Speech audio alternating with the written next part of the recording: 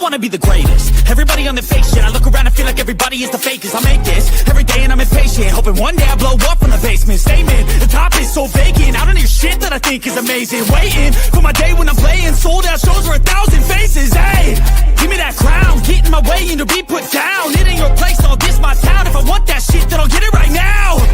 I'm losing it, the noose it fits, I'm losing shit, a stupid myth. You choose to live or choose to dip, you choose to fight or lose your grip and lose a gift. Oh, I feel we're going to win so much, you may even get tired of winning. And you'll say, please, please, it's too much winning. What up, and welcome in here. Dana White Contender Series rolls on, and so does Sports Money. I got the combat crew here doing what we do here Tuesday night. 5 fights over on ESPN Plus, the DWCS series. I prefer to call it the Laura Sanko series, but I'm backstage. You guys would be surprised at some of the stories that were regaled with backstage, and then you look down and it's like, oh shit, it's time to go, boys. Welcome in everybody for a fun night. Light sport. Big to have 5 there. Shout out to MMA Jeff, Subhuman Gaucho, and Ramon Scott. We're going to get to the picks here in just a moment. But before we do, Jeff, how you doing? I'm doing great. I think we got an exciting card here. Hoping for at least 4 of the 5 fights to be finishes. I think we're going to see some action. As always, I'm looking forward to it and looking forward to cashing with you boys. It's absolutely right. It's like we're in that. 5 bucks, I thought too. Scott, how you doing? Hey, I'm ready to go now. We kind of had to delay our preview mic today for Dana White's Contender Series. So we just actually did the show about, it feels like 4 or 5 hours ago with Adam Martin. You know him. He's the one that always has his tweets on the screen, and you're trying to get him on there. I was going to ask him what the secret was. I said, how can my man Mikey Money get his tweets and round by round scores on the screen? But you know what? Maybe when you're doing them that long, or maybe we're supposed to tag UFC. I don't know, but maybe we'll tag him here and see this. It does feel like a better card, or at least the main event looks pretty good. And I don't know. We'll see. 5 minutes. We'll get 6 contracts, maybe. I don't know. Looks okay, but I'm just waiting for the moment, and I just want to see when these guys. I want to hear if Jeff can say the underdog's last name in the main event without busting up laughing. Yeah, we're gonna hear a lot of those jokes tonight. Well, it sounds like I guess he's a favorite, so you know what I mean, though. Yeah, I do. So it sounds like Ramon's looking at the over 5.5 on the card here tonight. Maybe that was maybe it's a little Freudian slip. What do you think? Over or under on the card here tonight? How you doing, Sub? I'm doing well, man. I'm doing well. I think it'll be exactly 5. This is a really fun. It's a good combat sports week in general, but this is, I think, like the best Dana White Contender Series of the year, possibly. Probably got my single favorite matchup of the year. Probably got my favorite contender of the entire year. Yeah, there's a lot to look forward to. PFL is going to be great. Pretty fun UFC card, even though it's a little chalky. So, yeah, I can't wait to dig into this one. Good stuff. DJ Hardy says he took the wrong picture for our parlay tonight. Good thing it cashed. It doesn't matter who you took, concern, but the WA is going to play tonight at 9:30, so we kept things off a little bit here to, frankly, not waste everyone's time. Mine included, coming out 6 o'clock, getting everybody just there to anybody. Respect you guys too much to do that. So we're here. We're ready. We're firing. I did put out the Yankees and Max Fried outs prop out there. So it's been a nice day so far, but let's go. Let's talk. Hang on. Before we jump into this, Mike, you're glitching on my end, and I see Hammer in the chat saying Robot Mike. You're frozen right now. Maybe it's me. It's not too bad. It's just like for us, Mike. I think we jump right at every few seconds. We're just missing a word or two. Yeah, I think he dropped off, and that was why he was. Oh, here he is. Oh, I'll drop off and come back. We'll see what's up. All right. Yeah, probably a good idea. Oh yeah, let's get into it though. Start over, Jeff. I think you were. Oh, okay, sure. Well, I can. This first fight is actually the only fight I don't have any action in. I kind of bounced around a little bit. I mean, I think the right man's favored. Vagabov here, coming out of Hamdullah Nurmagomedov's camp back when he was a kid. So he grew up with, Habib and Islam Makhachev and so on and so forth. Guy is super legit. And then you got interestingly, you got a protege of Charles Oliveira and De Silva here. Fights out of shoebox with Charles Oliveira. He's been training under him since he was like a tween or something, it's like his little brother or something, or his son, maybe. I don't know. I guess you'd have to think about the age difference for a second, but yeah, I think Vagabov can get takedowns whenever he wants them here. De Silva, I compare him to Charles Oliveira, and there are some comparisons. He even kind of looks like him on the feet, changes stance a lot and whatnot, but he's there to be taken down easily. And then when he gets taken down, he wants to try to submit people off of his back a lot of the time. I don't think that's going to work against Vagabov. So I tend to lead towards Vagabov inside the distance, but it's a little chalky. Most books, the best you can get is -150. I couldn't quite do that. I toyed with the idea of Vagabov at an over, but I kind of decided in the end just to let this one pass. But I think the favorite should roll as the numbers suggest here.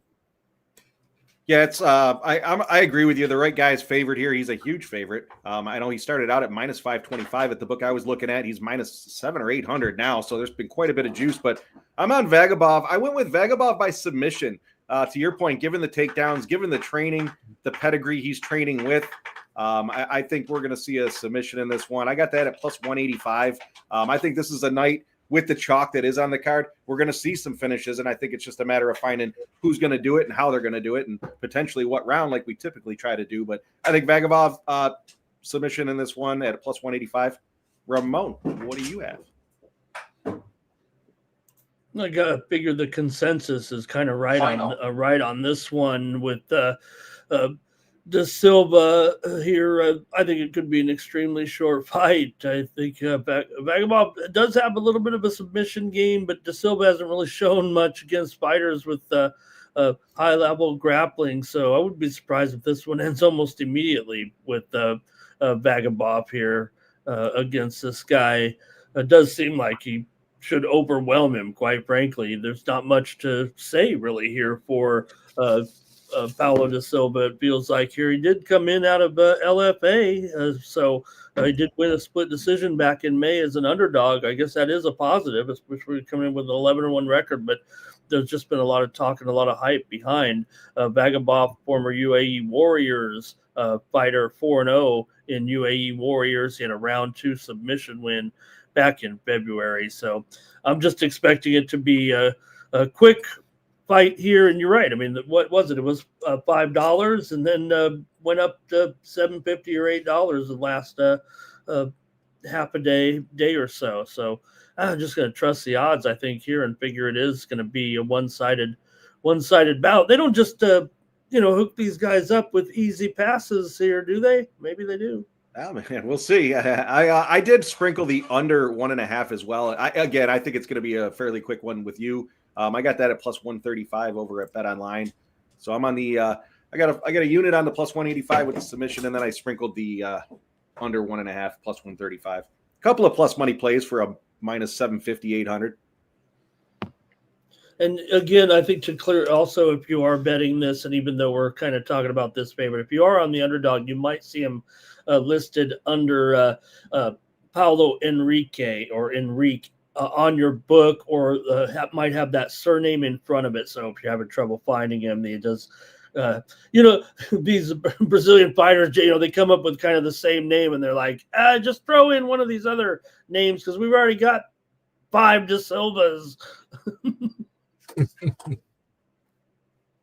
What I did do as well is I did take all the favorites in a parlay. Wow. Okay.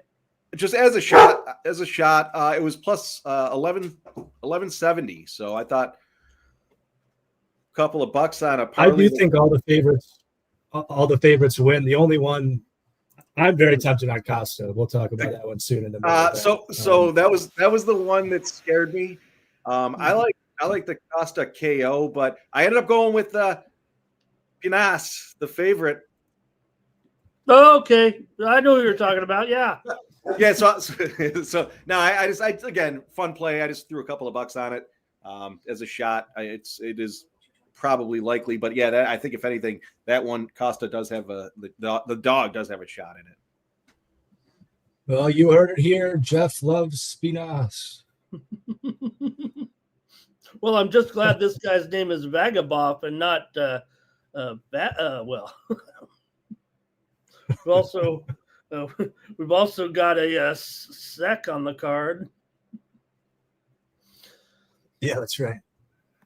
Let's see if I should have got Mike. We should have Mike's pick for you. I hope he's come. Hope we get him hooked up here again with that. Just a few minutes. We got about 8 or 9 minutes probably here to roll with these guys. Are kind of going down the whole card here tonight. So yeah, I think they were showing. 8:15 for the first fight, so we got about 8 minutes or so. I was assuming Mike had to restart the computer. Probably had an update. That usually happens at the worst times. Well, while we got a second here, I just want to launch into this fight number 2 because I mentioned my favorite prospect is on this card, and it is one Curtis the Pink Panther Campbell. I don't know if you guys have seen this guy fight, but dude, this guy is he is just so talented, and it's wild if you watch these face-offs.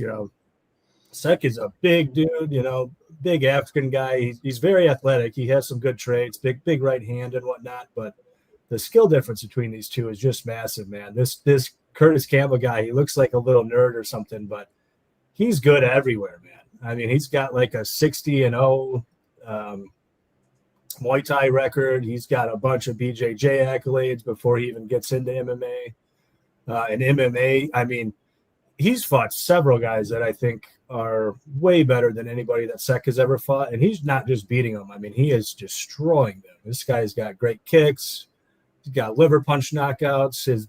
He only has one submission on his professional record. But if you've seen the guy play BJJ or his grappling in the cage, it is next level good. I think this guy comes in at his age better than Paddy Pimblett was at this age. I think the sky is the limit for the Pink Panther here.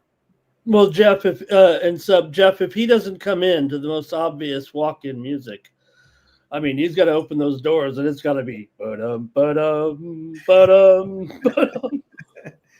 Oh, that was the other thing I was going to tell you. That I told you I watched that LFA the other night, and it was fucking nuts. A lot of crazy shit happening. They had 2 guys walk out to the same walkout song. They said the manager went, and one of the people from the league went in the back and were like, "Hey, you guys both had the same song," and they both said the same thing. Fuck it, it's my song. Oh, okay. I thought you were going to tell me they screwed it up or something. No, they literally both chose the same one.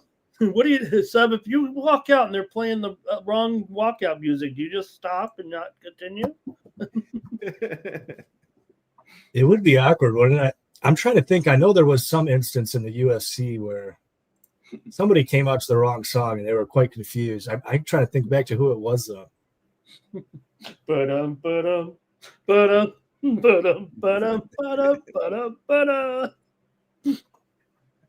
I used to have that as a ringtone on my cell phone back in the day.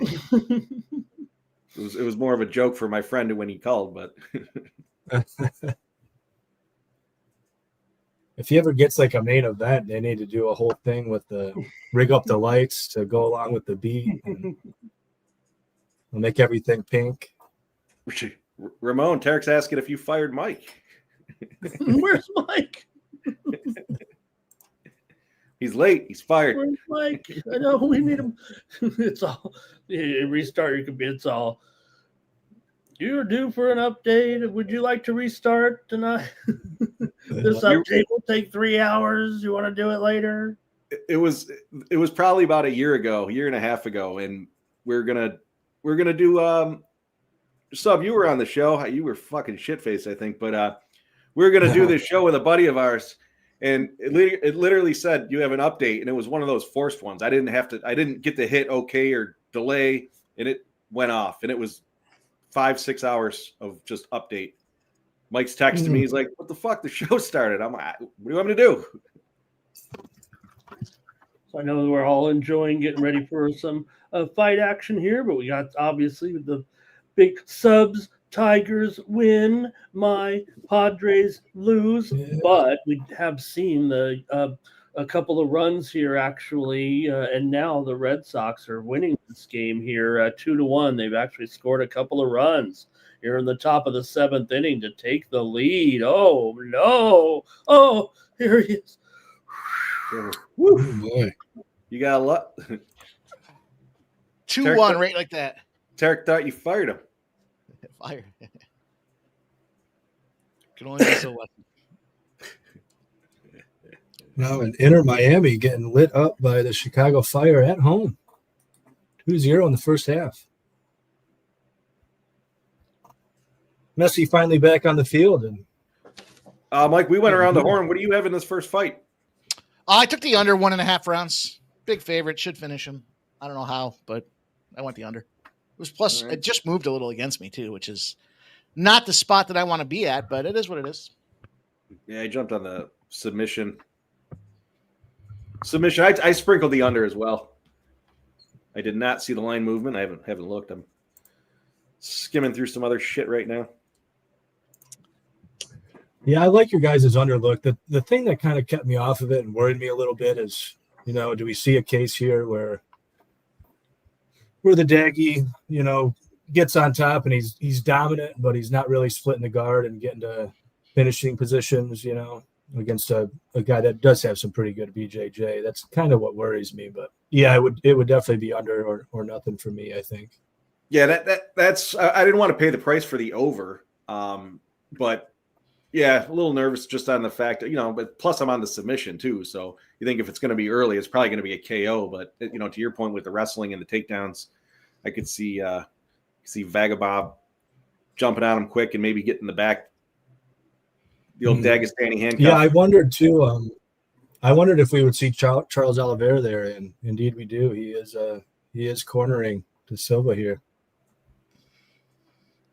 Yeah, and you see there actually have them under his surname, I guess it might be. They're Paulo Enrique. Yet they all have Silva tattooed on their fucking shorts. Can't ever figure out who the hell they are. That's what I was saying. There's so many Brazilians and the fighter and the names that they say, hey man, you got to add another name onto your name because we already got 3 of those guys. And then I thought, in the main event, well, I didn't want to pronounce the one man's name, but if your name on the opponent there, if your name's Vitor Costa and you don't end up as an MMA fighter, then what are you doing on this earth? No kidding. Yeah, I had a Brazilian explain it to me, like, why is there so many De Silvas? And I think it's kind of like in some regions and whatnot throughout there that it's like a name that everybody takes. So it's not it's provincial. A surname that's even particular to them. They'll have their first name, their middle name, their last name, and then the De Silva just gets tacked on the end. So it's like, you can imagine it's like a puppy. It's like a puppy mill. They got one stud. Right. He happens to be Costa or De Silva, depending on your region. When you're not training, you're repopulating the country.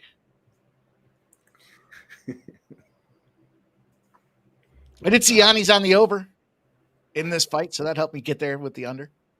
Although I believe his totals went pretty well last week, or was it the week before? I think it was the week before.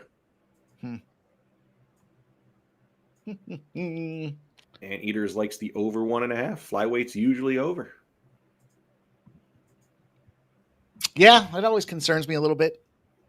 These boys are a little too into wrestling. Not enough knocking each other out. Not enough power to knock each other out. Do you think in Dagestan, if you don't have an OV or an AV on the end of your name, they just make you adopt one? Yeah, you get. Like, I don't know if you're like Joseph Smith and you went over there, they'd be like, yeah, you're gonna have to change that to Smithov. Smithov, and if you refuse to do it, they take you to the river and drown you. They feed you to a bear. There she is. Red. All right. Well, we got a Silva. I do have that in one parlay, Tarek.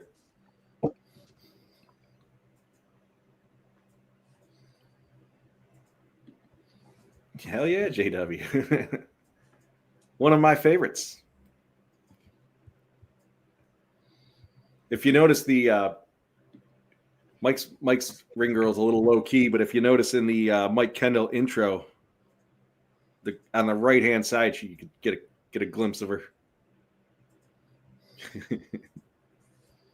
Pay attention for it next time.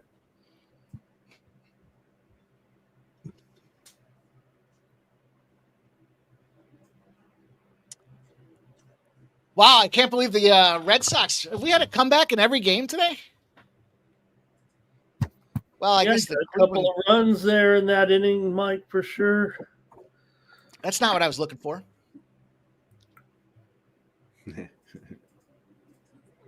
Crochet's been solid here, but so was Freed, but got a couple of runs there in the 7th inning.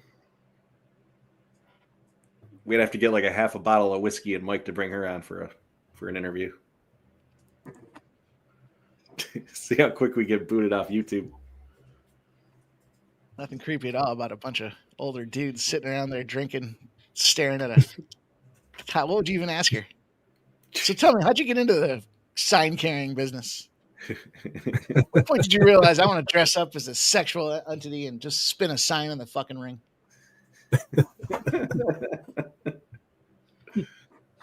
I started as a sign spinner out on the street corner. During tax season when they got that guy outside of Liberty, Texas, yeah, that was me. And I thought I could do more. I'd rather be in a swimsuit. I'm actually an expert with signs. I spin signs. I hang signs. I walk around with signs. We have a lot in common. I don't know if you knew that. I do gang signs. Just every time she says something, you're like, wow, that's interesting. I'm into that too. Yep. Yeah, me too.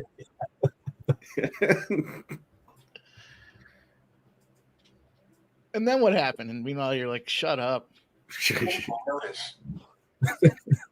Vagabond finding his distance now a little bit here with Henrique. Certainly there's that takedown attempt, but to no avail. Yeah, surprised he's not going for more takedowns though. Mm-hmm. Yeah, that's how it Henrique, whatever you want to call him, he gives him up pretty easy too, in what I've seen from him. And you guys know why this channel is not the channel for that. We're all thinking the same thing. We all know how it would go. Someone's got to ask, though, Someone's got to be that bad guy.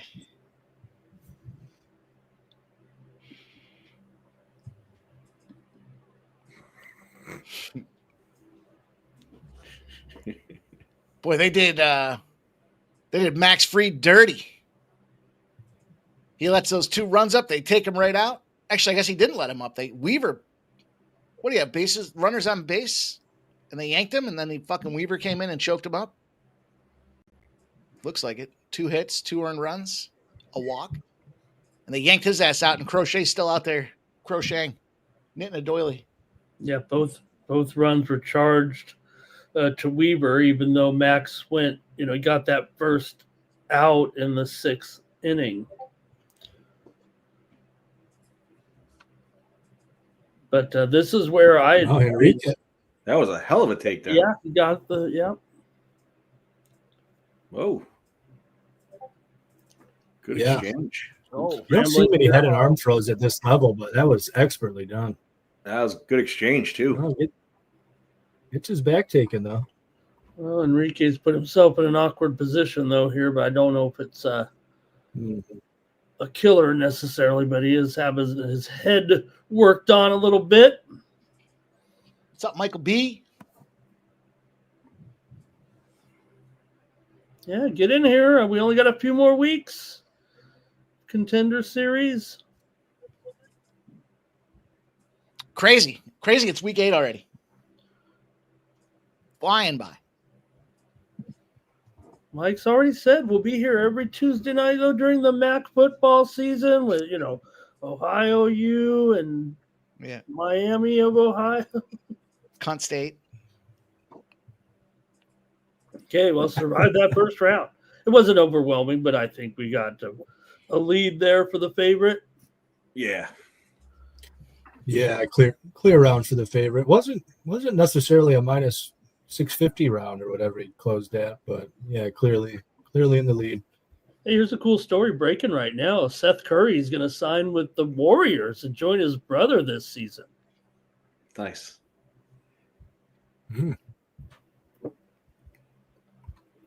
Couldn't make it work with his father-in-law. He might as well go try with his brother. Well, when you're getting down to the, when you're getting down to the end of your career, maybe, right, you want to play with him. And Steph's like, you can pay him out of my salary. Don't worry about it. Give him the league minimum. I'll cover it. Yeah, I have a feeling it's not about the money or the contract there, right? Just hooking up with your brother on the Warriors. Surprisingly, yes, he is, JW. I shouldn't say surprisingly, but he's definitely better. Yeah. Look like Vibakov has a black eye. Maybe he got it in training or something. Maybe a broken nose in training. Did you guys see that when he was sitting on the stool? Yeah, I thought something seemed a little off. His right eye. Yeah, maybe recovering from a. Yeah. It definitely didn't happen in this fight. It was like that prior too, but maybe he's not getting enough sleep at night. Mm-hmm. He's getting little bags under his eyes. I can't relate.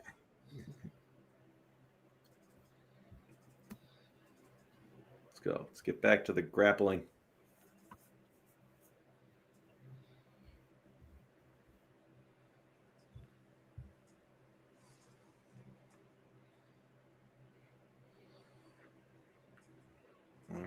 He's going to look for a sneaky takedown. Looked like he was winking at his corner. Yeah, maybe. I'm surprised how well. Oh, go ahead.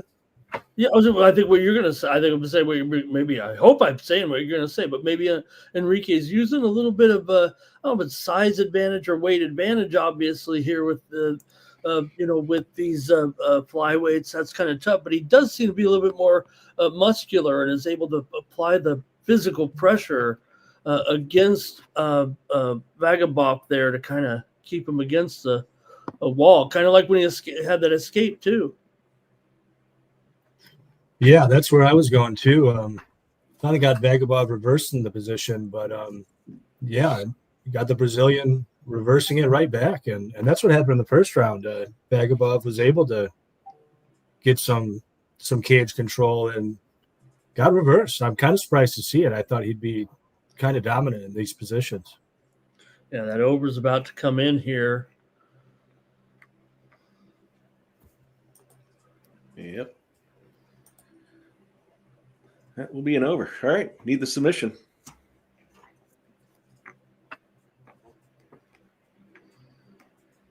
And I tell you what, there hasn't been a whole lot that has happened in this round. I mean, the Brazilian might be kind of edging it right now through half a round. Oof. Watch big favorite get upset right off the gate. Yeah, right? Yeah, that'd be wild.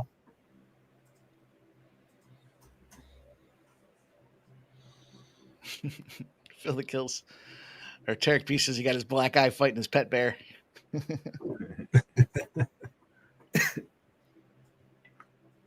And again, the one thing about these $5, $6, $7 favorites, and maybe flyweight, it could be different, but if you're supposed to be a submission guy in a situation like this, even if you win, you might not be getting that contract. Yeah, you're not displaying your talent, right? I mean, you're coming in. I mean, the matchmakers and Dana know what you're supposed to be doing or what your game plan should be. Why switch it up? Go with what you know and what you're good at, and go out there and whoop some ass. Went off at $9 at Bet Online. It's fucking nuts for a Dana White Contender Series fight. That's how it was a couple years ago, though. Remember, it used to be like 1200s and minus 1300s. It was like just horrendous mismatches. Let's see how you crush this tomato can, and we'll decide if we're going to bring you in or not. Yeah, and that was before the books allowed at least the books I had allowed like the KOs and all that. So you were either one side or the other. So you put a couple of bucks on the dog and hope for some ass whooping.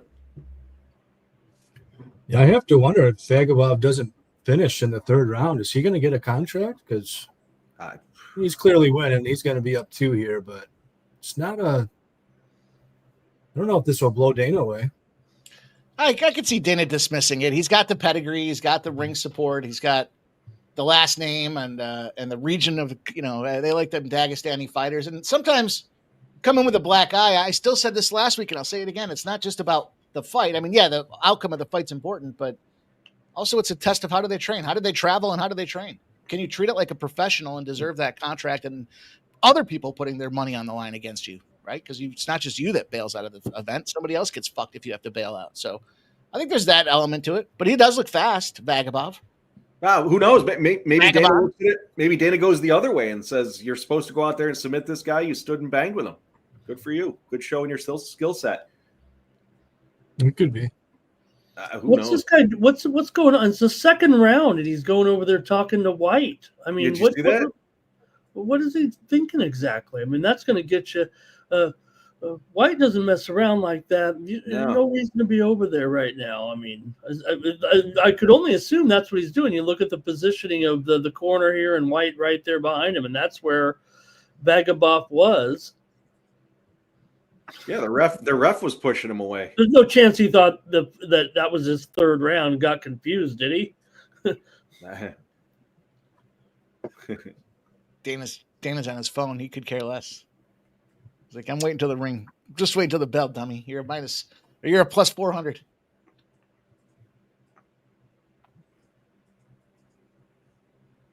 I don't really like that he pointed at the ground like he was going to. I don't really like that he pointed at the ground like he was ready to throw down, and then he threw one body kick and backed out. That's not really the Max Holloway way. Is that why he pointed? I thought he pointed to distract him. No, I think he pointed at the ground like let's stand and fight, and then he body kicked one time and backed out. Hopefully his corner told him to step it up, put some urgency in it. No sense coming out here and winning and not getting a contract. It looked like that's what Charles Oliveira was trying to do. I don't know if we really saw the corner from the Russian here.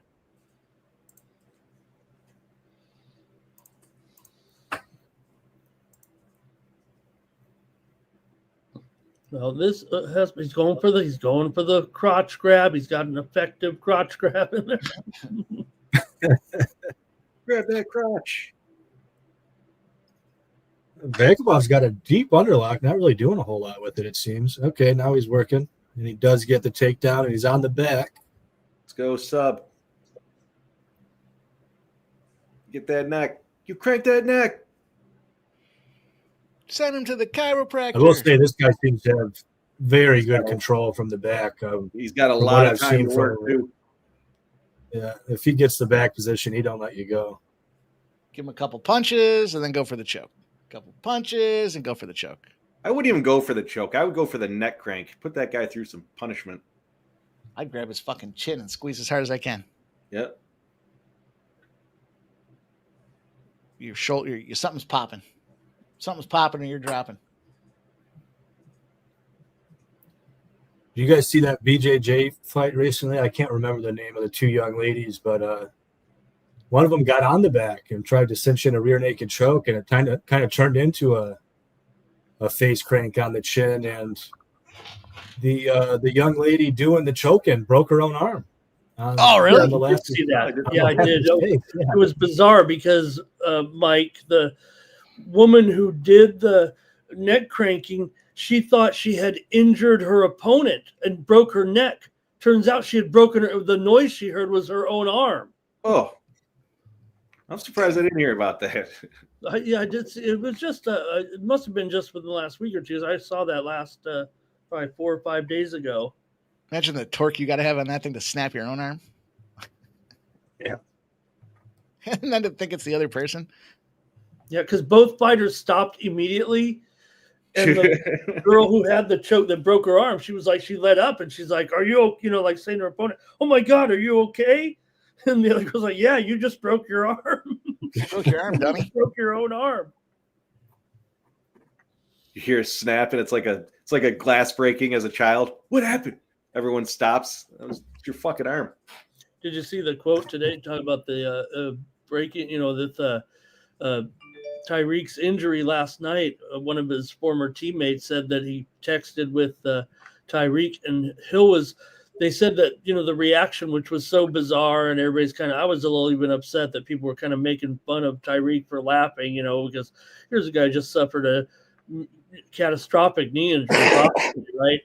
But they said his teammates said, he was laughing really at that time. We saw him all kind of giddy, but almost laughing because he was kind of seeing his own leg get messed. He said he would have passed out.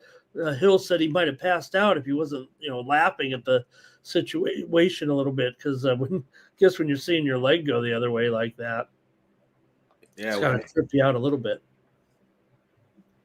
It wasn't as bad as some, though. Like some of them, you can actually see the guy steps and the movement, and the leg just keeps going. I thought that one was pretty clean, all things considered. I don't know. It sucks. I saw a picture. Somebody was videotaping him in the back of the ambulance, and he had a big smile on his face, and he took his phone out and he was videotaping them back. And I'd imagine he was probably in shock, relieved. Yeah, that's what he's saying. Yeah. Yeah. So I don't think he gets any style points for piggyback riding, right? This fucking fight. That good move by the Brazilian there to do. What is that called, guys? When you body slam the guy with your own back. Desperation. Maybe, but I thought it was cool. I was thinking, why does he do this? All right, I'll be right back, boys. If I'm Dana White, I'm thinking we've seen it. We got enough of these type of fighters out there. We don't need any of these guys that can't finish. Look, he's talking to Dana. Dana's not even paying attention. Dana's like, you didn't finish, dude. You're minus 800. Get out of my fucking face. Yeah. Yeah. No, I don't think he's interested at all. Look. Yeah, Dana does not look enthused. No.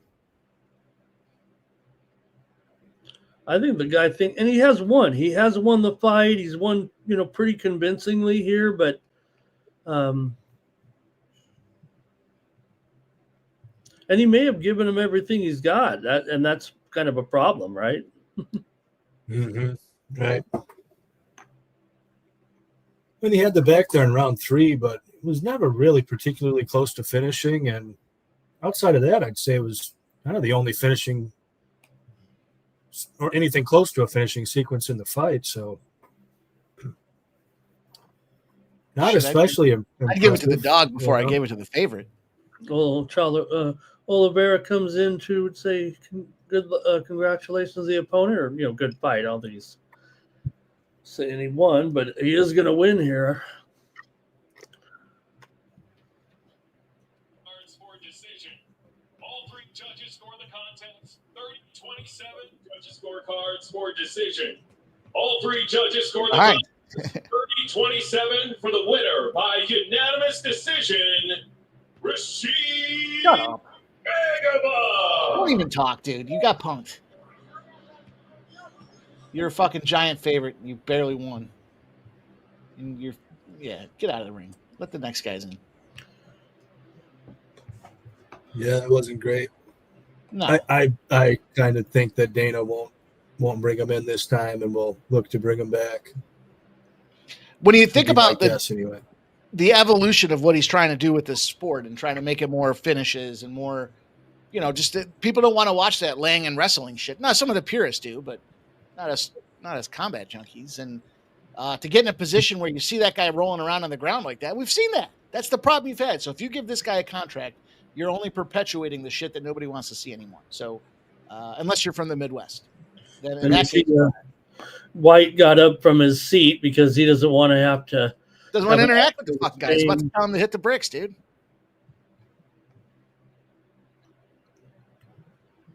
And I don't blame him.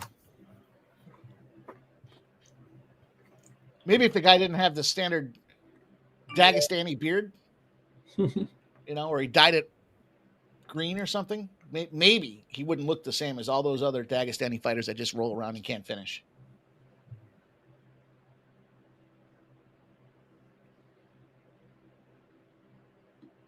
It's weird. Weird spot. We got a new interpreter?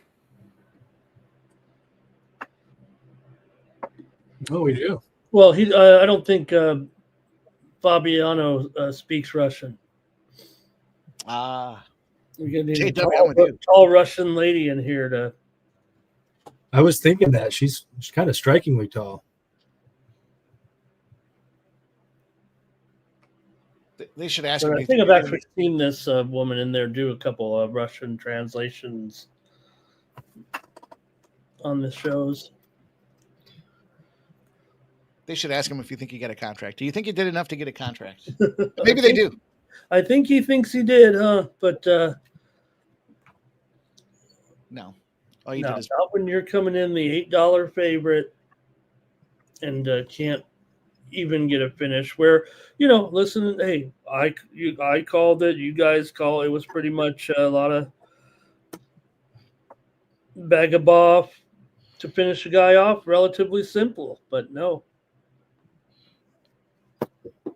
It's going to be it for Crochet here.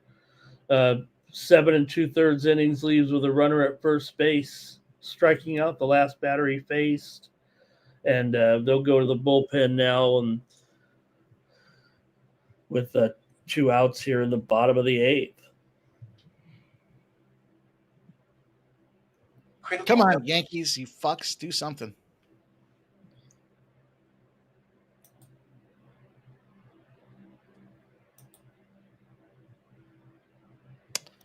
No, Brian Smith, it's not as readily available as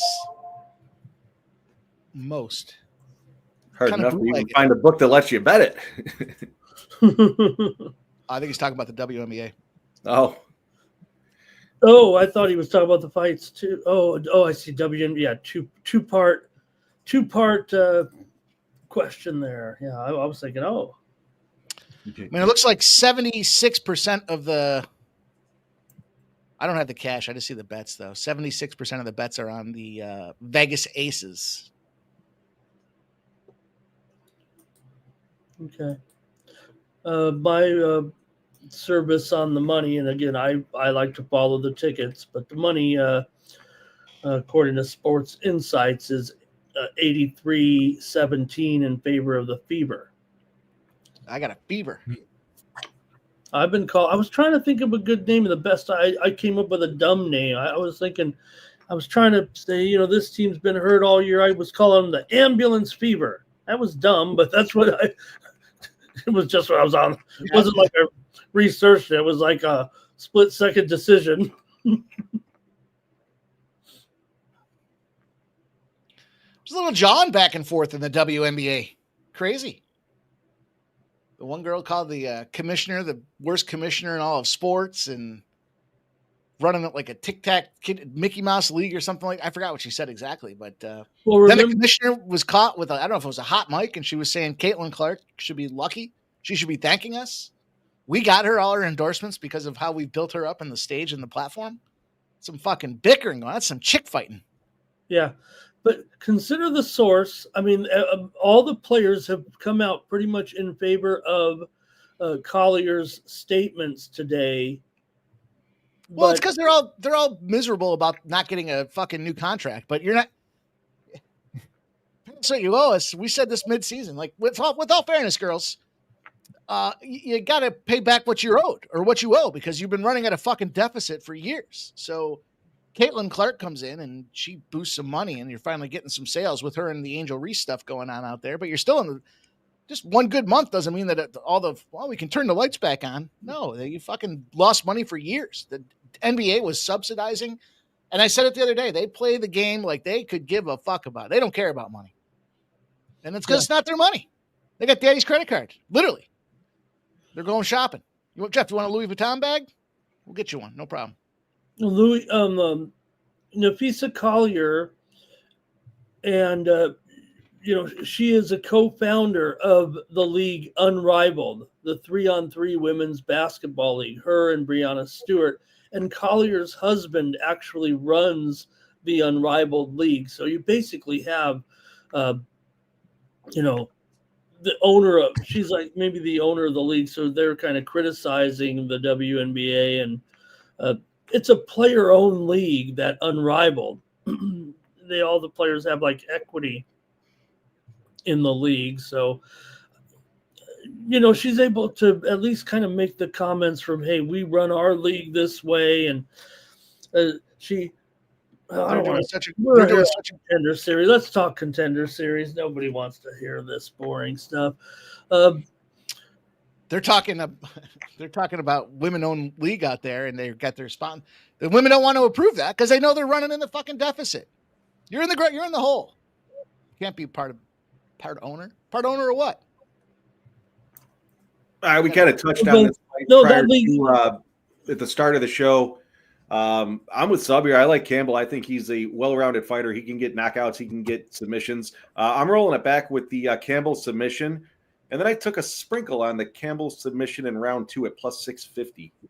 Again, a sprinkle. But I think he's gonna get this one done here. Yeah, the Pink Panther, the GOAT. Yeah, so I already kind of talked about this one a little bit, Mike. I mostly just talked about Campbell because yeah, he's the GOAT. This other guy, I kind of struggled to know just what to make of him. Does have a big right hand. I tell you what, though, this guy, I'm right with Jeff here. I actually took the same bet. I'm pretty big on the sub. I think Campbell can KO him, but watching – what's his name again? Sek. Watching his tape, this guy grapples a bit too, but he's like white belt level when he gets to the ground. He's got good physicality, so he can get it there. But I mean, I'm watching fights with crappy grapplers where they reverse each other 10 times in a single round because none of them has any real control and really knows just what they're doing. That ain't going to work with Campbell, man. This goes to the ground, and Campbell is going to have a big advantage. It could be ground and pound, but I think Sek tries to explode up, gets his back taken, and that's all she wrote. I'm on the submission as well. Brian Smith, I agree. I don't know about sandwich school. I parlayed Campbell and Kubanza. I think I got a pretty shit number on. I think it was like minus 150, but minus 280 gets slapped in with a minus 550 sub. Yeah, I like it, man. I'm on Kubanza as well. We'll get to that one soon. I'm with you there. Appreciate everybody checking in with us tonight. Make sure you smash that thumbs up button if you haven't done so already.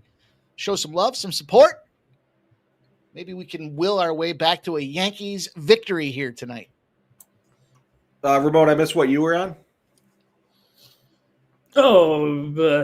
Jeff, the case is simple here tonight. The Pink Panther, he's the obvious suspect to win.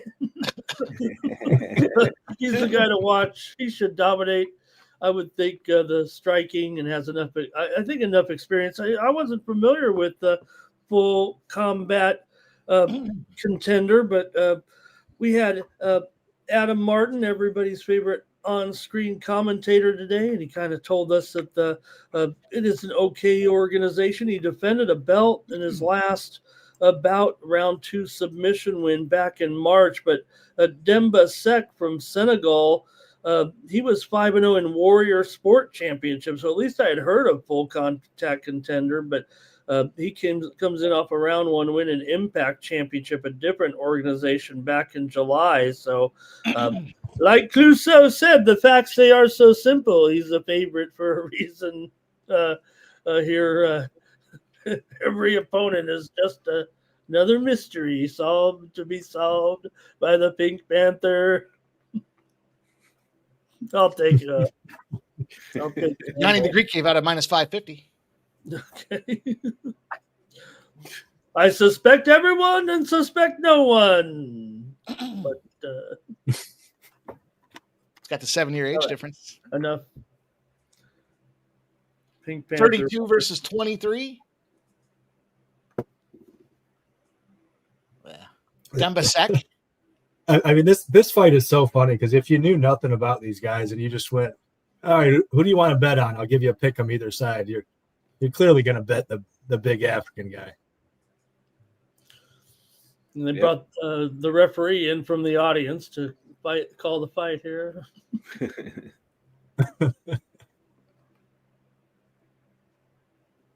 All right, at least we're a little more active here. We're a little active.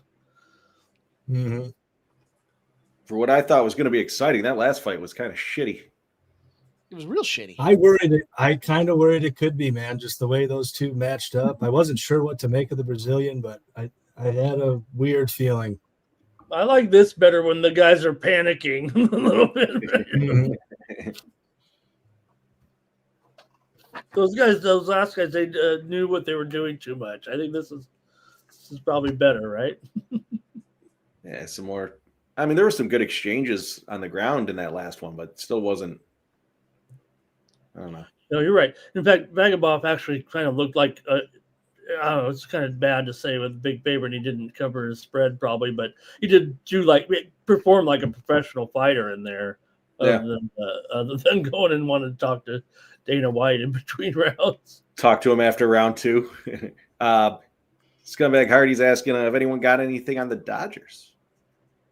Oh boy, Campbell's. That's it. That was fast. Yeah, I got a.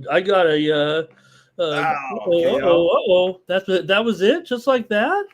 It seemed like an early stoppage. Yeah, but he's kind of punched. He had the position on him though, and those elbows were ferocious. Dana smiled. He likes it. So I think that first knee was pretty devastating, though. I can kind of see what you mean. Like he seemed like he was kind of still intelligibly defending, but he was hurt. All right. That position was tough, and those elbows were aggressive. And now since Sub got a haircut, he can't do the little man. What is that thing? What is it called? That's not a man bun. That's a feather in your cap, or I don't know what that is. I don't know what you call it. That might be the only thing that I could do. Well, I imagine he's going to put on his glasses here soon because every time he wins a fight, he ends up throwing the glasses on. And I guess the story behind that is he got bullied as a kid and kind of. Does he want to be nerd? School age and over his glasses. Send him down to Brazil and be a fighting nerd. Oh, look, he's got it. They already know. They already know he's got the. Yeah. You gave him. I'm going to sign you. Right.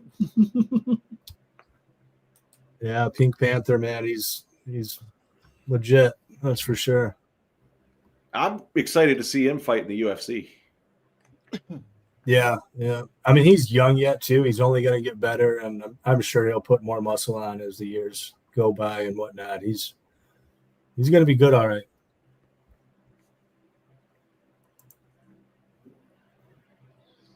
All right. Yeah, I'm not sure what the hair thing's all about. It's funny looking though. Hammer said alfalfa. There you go. The alfalfa hairdo, yeah. There's the glasses. All right. Well, the favorite parlay still rolls on, boys. Yeah. Woo! All right, get the I'd fuck say out. when he puts those glasses on like that, other than the little hair thing, he kind of looks like a popular chat room guy that we like, if you know him, Damon Santori. My man, if you're out there. Dana peeled out for this one too.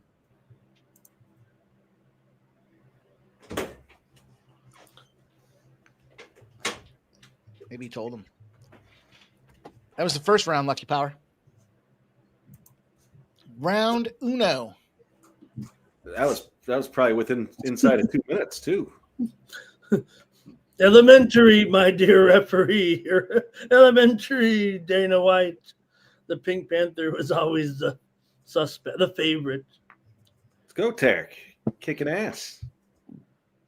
In true Pink Panther fashion, he left no doubt only laughter and awe.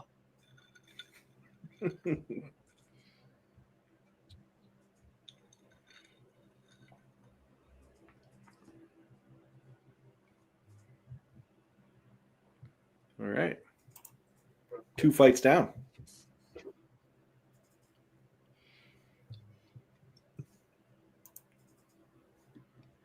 God damn, is that guy blind as a bat? Look how fucking thick those glasses are, man. Yeah. Well, that way, if you can't see your They're opponent, heavy-duty glasses. That's for sure. Apparently, he had them since he was a kid. That's how he got into martial arts. He was getting picked on as a little kid, so they started putting him in Muay Thai and BJJ classes. And by the time he was a teenager, he was kicking the shit out of all his bullies. Get throwing elbows like that.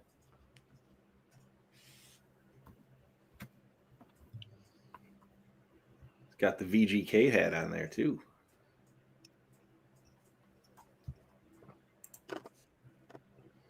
And then they saw Dana give the signing of the contract, and then that was what Campbell was doing in the ring there. He was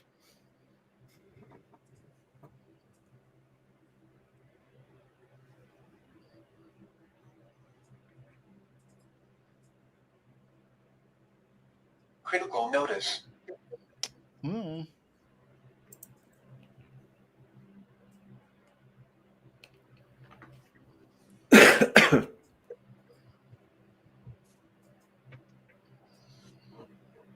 Yeah, maybe the ref was in there early, but I don't think it was going any other way. No, it did look a little early, but to your point, it wasn't getting any better.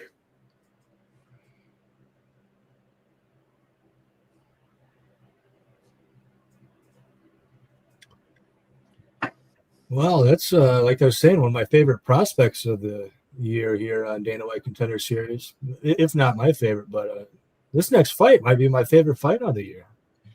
Oh my gosh! Big fight coming up here. Okay. Yeah. He looks like Francis. Let's get into this one. He does kind of. He kind of, in a way, reminds me of Francis, just a little bit. Francis? Yeah, I mean, obviously, Cubanza just a Not Francis. brick wall of a man. I mean, this guy is just jacked. Huge power. I don't like that he's a little bit low volume at times, but he's very skilled. His reflexes are on point. On the other side, I like Alvarez. A lot of volume, well-rounded everywhere. But I think Alvarez is eventually going to walk onto something here. And, I think this plays out mostly on the feet. But I'll tell you what, this I did a deep dive into Cubanza because I really like this guy. I have Cubanza parlayed here with Louis Jordan, who we'll get into in the next fight. But Cubanza good everywhere, man. I was really impressed by his last fight. It played out close, but against Gatorov, who is a very, very solid MMA fighter, Sambo world champion, another guy in the Dagestani mold. And Gatorov had some success early in the clinch and whatnot, even took down Cubanza at one point, but Cubanza was the one wrestling him in rounds 2 and 3, which was very impressive against, one of these Dagestani fighters. You look at this Cubanza guy's background, I can't even remember the name of the martial art now. It's like a sister martial art of capoeira, the kind of dancing, striking martial art, but you can actually grapple in it. And part of the dancing is these like big slam techniques, and he's done a couple in these fights. Look at the tape they're showing. This is great, man. Right? Jeff, this is what I want to see. Not those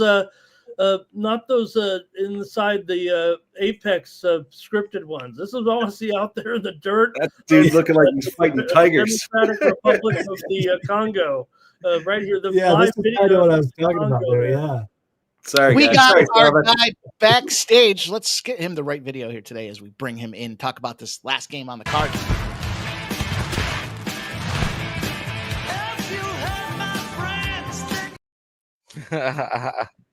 Caught a little flack last night for the video I played for you there, so I had to come back and represent today. Sharpie, how are you? That is more me, bro. If I align with anybody else in this world, it is Kenny fucking Powers. And hopefully I'll be doing a little better later on. But baseball's been really fucking good. And let's just hopefully make a little money off of you guys talking tonight. Let's go. Fox just put a third run across there, Sharpie, right when you were coming on the air. So in a day without many runs, you've just scored. I had the first 7 under right there, bro. Easy as pie. Had over 19 strikeouts. Had to sweat that one out. Had to cash that before I come on here. I was over here fucking like, come on, bro. This bullshit. I got it. Sub, you go ahead and finish your thought and give your bets. We'll go around the horn real quick. No, you're good. I've got him parlayed pretty big, but Cubanza and Luis Jordan in this next fight. I think the only thing that sticks out to me on the underdog is maybe in Alvarez by decision at 10-1 would maybe be a bit of value, but I think Cubanza finds him and knocks him out here. Alvarez there to be hit, and this is a great fight though. I think Cubanza is still value even at this line, but to be honest, I think that Alvarez is UFC level too. I think he could step in and compete. So this is a really good matchup. It's why it's one of my favorite of the year. But yeah, that about does it for me there. Yeah, this is one of my favorite fights that I was looking most forward to on the card. I do think Cubanza is going to knock him out as well. I jumped on Cubanza by KO in the fight to end in round 2 at plus 450, I believe it was. I put a small play on that. I also took Cubanza by KO in under 2.5 rounds. That was minus 130. So I'm on Cubanza by the finish here, ultimately. Ramon, what are you doing? I'm going to take the Californian. I'll try the dog here. He's got the power. He's got a little bit of pace to trouble Cubanza. Maybe he can grind it out and take a decision here. Maybe he could get a big strike late. I didn't know. They were showing him a former high school football player from San Pedro who survived his own crash. They were showing his truck upside down and big chunk taken out of his arm earlier in his life. Probably not too much earlier. He's 28, but I think that was about 10 years ago, I think they said, when he was in his late teens, I think. So, but I'm going to try the underdog here. Maybe even I'll sprinkle round 3 TKO with him here in this one and kind of roll. We were on the show today, and BB was kind of talking up Alvarez here. So there's his family here in North Las Vegas. They're shown there on the screen, and I'm gonna try this guy here to beat Cubanza here. The one thing, I mean, Cubanza was in Brave. He went 4-0 in Brave. That's a pretty good organization. He comes in off unanimous decision win in December, and man, he looks mean and coming in there. But Alvarez, Alvarez was in Combate Global. That's a pretty good platform as well. He had a round 1 KO win in Extreme Fighting Championships, and he beat Sato, guys, a guy who didn't have much success in the UFC. I think it was a 2-5 or a 3-5 record, but a pretty good opponent. He fought in April, a UFC fighter with I believe about a half a dozen fights of experience. So I'm going to go ahead and take the dog here. All right, Mike, what do you got? You got Alvarez here. He's got the cut marks on the back, and how you feel about that? What are you taking in this one? Oh, he's just the other leg of my parlay, so I'm gonna roll with it. It's fucking guys, man. See this? Look at his fucking veins. They're like flexing as he's moving. See it? Look at his. See, not so much him smacking his dick, but look at his fucking legs, man. The guy just had leg day like 5 minutes ago. Leg day just ended for this guy. Look at those fucking legs. That's why I look at the veins. I can't remember who said legs, he looks dude. like Francis, but when you said that, I was like, yeah, he kind of is. Like he's so enormous for this. Bad man. If that guy even looks at you, you apologize and don't make. Don't look great his eyes. The thing about Cubanza too, he's got some really legit wins. Like even in his amateur, he beat this guy Ramazan Gitanov. Dude, Ramazan Gitanov is like top 15 in the UFC right now. Gitanov is undefeated as a professional. He had I think his amateur record was like 36-2. The only time he's ever been knocked out was by Kubanza. Like, this guy's got real power. I mean, he's very skilled. You saw him training there in Africa. It's wild, man, what this guy can do. That was some of the best tape I've ever seen. Was that man really knocked out? Like, I mean, nobody stopped him. One of the funny things too, when you watch Kubanza tape, there's multiple fights. Everybody says he's like a really nice guy, like he doesn't like hurting people. But there's multiple fights where he'll knock the guy out, and the ref will kind of hesitate, and Kubanza will just stand there and look at the ref like, "Are you really going to make me punch him again?" So he's got all these walk-off KOs. Some of them are just hilarious to watch, where the ref's like, "I don't know, you want to hit him one more time?" And he just stares at the ref like, "I think he's done. Please don't make me hit him anymore. I'm done with this guy." Yeah, that's a bad man. That was fucking. You got to look at. Sometimes you see some the obvious, right? The biceps and the size of the neck and shit like that, and it's like, yeah, it's a big dude, but power comes from down low, man. If you got fucking legs that are roiding out as I'm watching you on screen, you're gonna hurt some people. Dodgers game popping off here in just a few momentos. Not the spot for the Yankees, that's for sure. Maybe I'll hold out hope that maybe they do something in the bottom of the ninth, but that's because that's where my money is. So let's talk about my money with the Cincinnati Reds and Dodgers. It's been a glorious day so far. Even got some EuroLeague basketball winners in there today. I'm looking at the under. I'm looking at the full game under 7. I'm looking at the first 5 under 3.5. I'm looking at the Reds. I got them on the money or on the run line. A little crazy. Hunter Green, a friend of mine, said Hunter Green might shove today. And I listen, especially when that black book starts whispering. But I think the Reds are a live dog in this one too here. I don't know. We'll see what happens as the game evolves. But look, nothing wrong with taking the pitcher props. All day they've been fucking smashing. That first game, second game, third game, doesn't matter what game, the pitcher props are cash. What do you think about that, Sharpie? What's it going to take to get you on the Hunter Green over 6.5 Ks at plus 106? I degened myself just for a little bit because if he gets 6.5, he's going to get at least 2 in the first inning. So I put a little more on 2 than 3, but 3 was plus 750 and 2 was plus 250. So I was like, all right, bro, he's got action at 2. If not, then I get in live on the 6. But I cannot take the Reds. I cannot take the Reds fucking run line. I cannot get against my fucking team in the playoffs. But what I did bet is under 4.5 Dodgers team total at 4.5 minus 155. Put a buck on it, bro. Like I said, Hunter Green's, bro, I believe shows the fuck up tonight. He is an LA kid, bro, who was hitting home runs in high school at this fucking ballpark.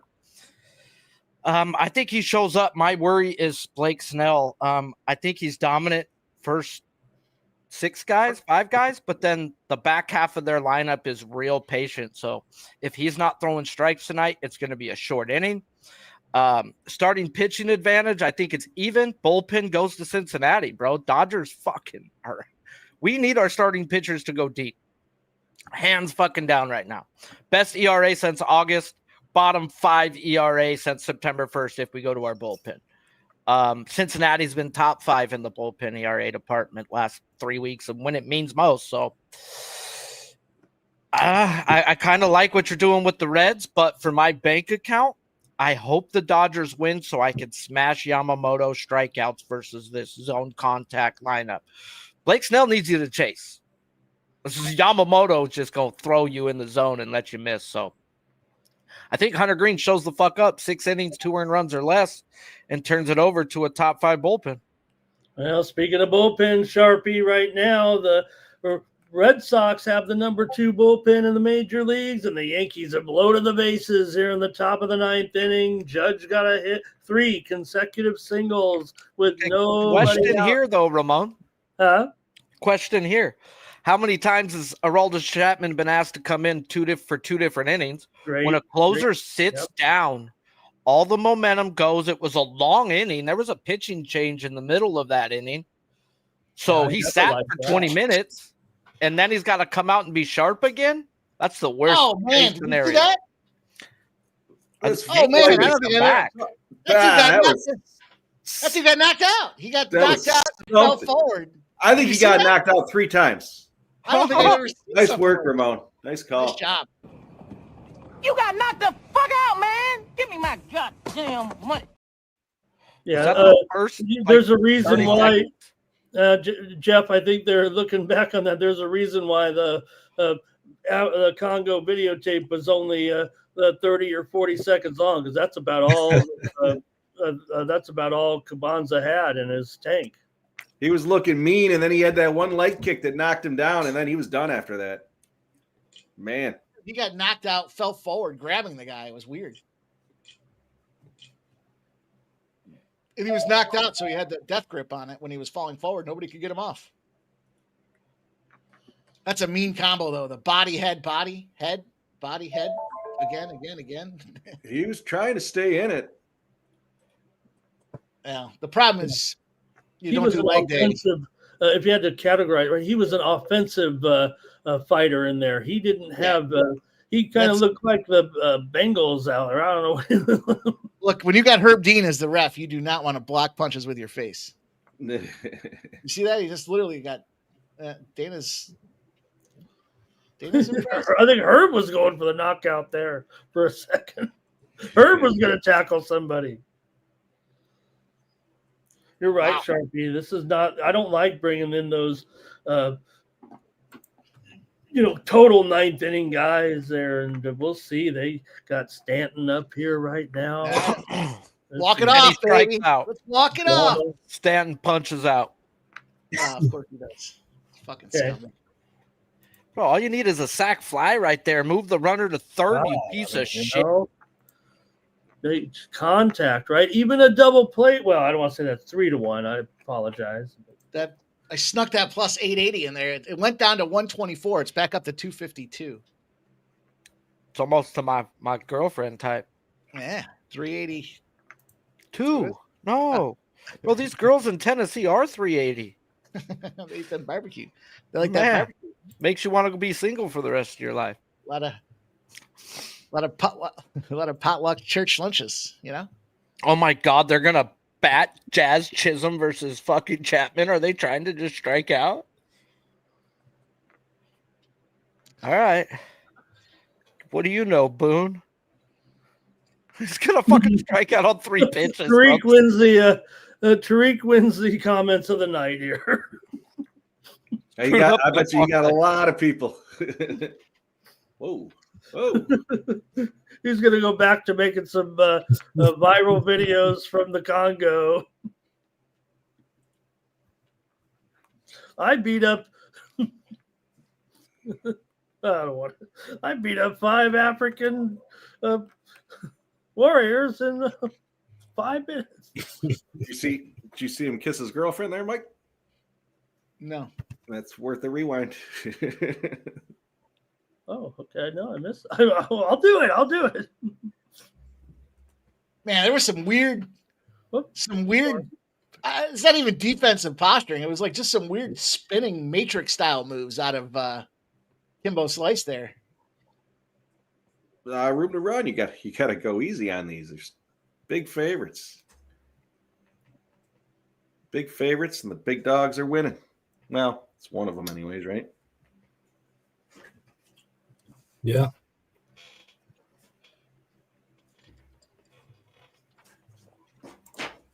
Gross mismanagement of the fucking staffing situation in this Yankees game. Jazz Chisholm Out. had about 3 games this year, and they were all around end of July. Yeah, he's hit a sack fly to get 1 in, but they're going to need a hit here. Oh, he didn't even score. Okay, no, they didn't even send him. Oh man. Yeah. Oh, It's bad management right now. Back up to plus 610. Bases loaded with no outs, and you're fucking doing this. at least I will say. I mean, as far as not tagging there, I mean, there's no reason to, right? You're going to need the other guy anyways, so don't get thrown out as a third out. But I thought You saying sprinkle the Yankees? Not anymore. I did it 880. They're fucking. Okay, I don't know. Here comes Grisham, though. 448. It's not horrible. I mean, Grisham's been having an interesting year, to say the least. I hope both these two fucking teams get eliminated this series right now. Free pass for the Yankees next, or for the Toronto Blue Jays. Critical notice. Yeah, that means it's getting strikes. Yep. Bro. Blake Snell with a fucking 6-pitch fucking first inning and a strikeout. Did you see what's his name there? Scooble? Scooble fucking murdered those fools today. Dude, he fucking set the world on fire. He had those 2 strikeouts for 100 plus or something like that. I mean, it was crazy. That dude was zipping that ball in there, man. He was on it.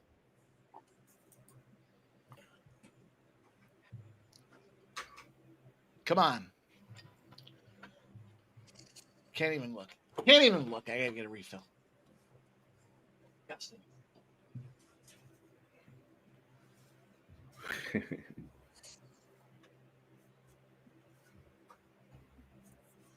Yeah, for what I was looking forward to is turning into a little bit of a beatdown here with this Contender Series.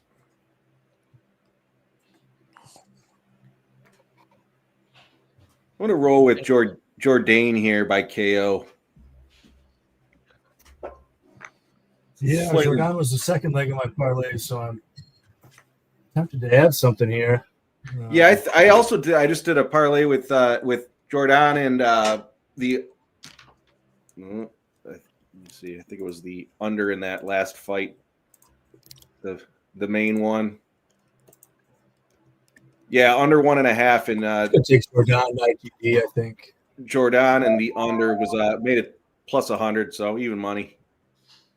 And then I got Jordan plus 180 for the KO. That's what I'm rolling with. I will be back as well, boys. Ramon, what do you got? You coming hot off that last one, the dog victory. Yeah, I think in this one, guys, with Jourdain and Magno Diaz, I think Jourdain, this is the younger brother of Charles Jourdain. So he's got wrestling, he's got submission skills. You better believe it. Diaz is a durable guy, but I think Jourdain's ability to finish, if he can get him to the mat, and I would imagine he can. I've got to think this guy's, surprised he's hasn't gotten in this position earlier. You're 28 years old. You're a younger brother of a pretty established MMA fighter. Does have 3 losses in his career. Comes in off a win off of Samurai MMA. For Magno Diaz, I wasn't too familiar with some of these future MMA. I have seen that before, but he had a round 2 KO in April. So I'm going to go with Jourdain. I think he has the ability to finish him here if he can get to the mat. So I think betting a submission win or maybe just a straight Jourdain victory. I know the price here is pretty, what is it, right? Up to 250 here right now. It's probably going to have to get a better return, do something here. So maybe I'll take him a submission win here to get a little bit more money and kind of lay the 250 a little bit. But I like Jourdain. I think it makes a lot of sense. Yeah, I like it, Ramon. The submission line is enormous too, and I think it's live. Magno Diaz is actually he is a fighting nerd. He's been at Fighting Nerds for about 2 years now. Okay. He was a training partner of John Silva once upon a time. But man, Magno, I really think he's bottom of the barrel when it comes to the Fighting Nerds. For one thing, I don't even think this is his proper weight class. I think he should be a flyweight. He's always coming in he's short for one thing, but he comes in kind of just looking soft and whatnot. Like he could easily cut the weight to get down to flyweight, which he's fought at before. So I don't know why he's been fighting at bantamweight lately. But yeah, Jourdain, I think this guy's good. I think he might even be more skilled than his brother, to be quite honest. And okay. I like some Jourdain inside the distance, and I think that sub could be sneaky. I'm seeing 10-1 out there. Might have to sprinkle that as well.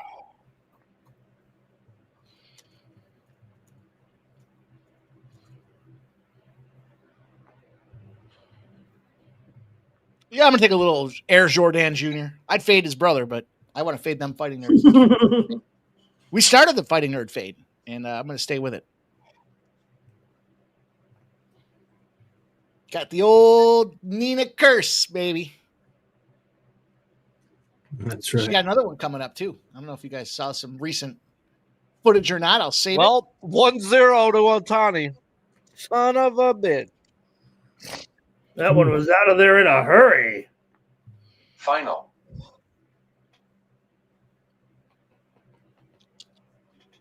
I think it's safe to say you can move on from the pitching experiment with Otani and just focus on this guy as a batter. You can go out there and shove. There's no problem. There's no question he can't deliver, but you're going to get a longer career out of the guy if you just focus on letting him be a hitter. Bro, let him be. Don't be mad. He got a sub 2.5 ERA. He going to be just fine. Yeah. You're just mad that he's going to be starting game 1 versus the Phillies. Oh, I hope so. Bring it. Bring all the heat, man. Phillies aren't scared.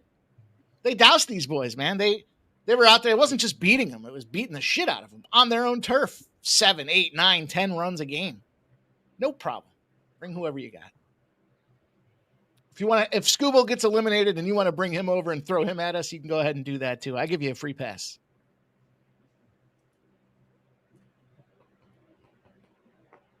Tanner Bybee tomorrow. Bybee day.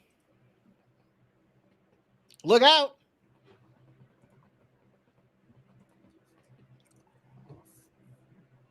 I was hoping the Cubs would have lost today. Me too. Only because of the fact that they have an afternoon game tomorrow, and the Cubs off a loss in an afternoon game at home I don't think there's any better trend in sports. The only trend that might have been better is when you played the Vegas Golden Knights if they played on the same day as the San Jose Sharks a couple seasons ago.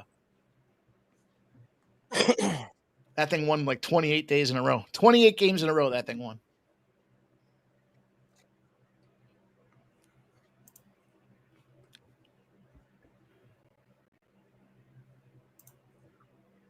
Stop Gio says you might be on all the first 500s tomorrow myself.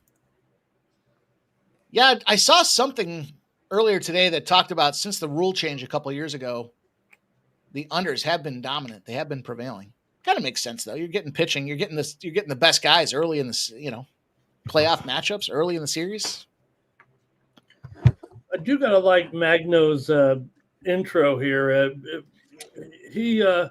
A lot of times these guys are asked to talk about themselves. This guy's basically just talking about Jordan not really ready for prime time. He's kind of saying he's not. Magno's saying I've lived a dangerous life. Jordan does not even have he's lived a soft life compared to me. Kyle Burrell joining him here.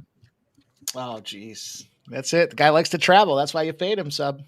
We learned. Yeah. Guy's traveling. Kyle Burrell looking thick too. He's put on the weight since that fight with I'm blanking on his name there, Imavov. When I pounded Imavov, the initial fate of the fighting nerds, wasn't that one?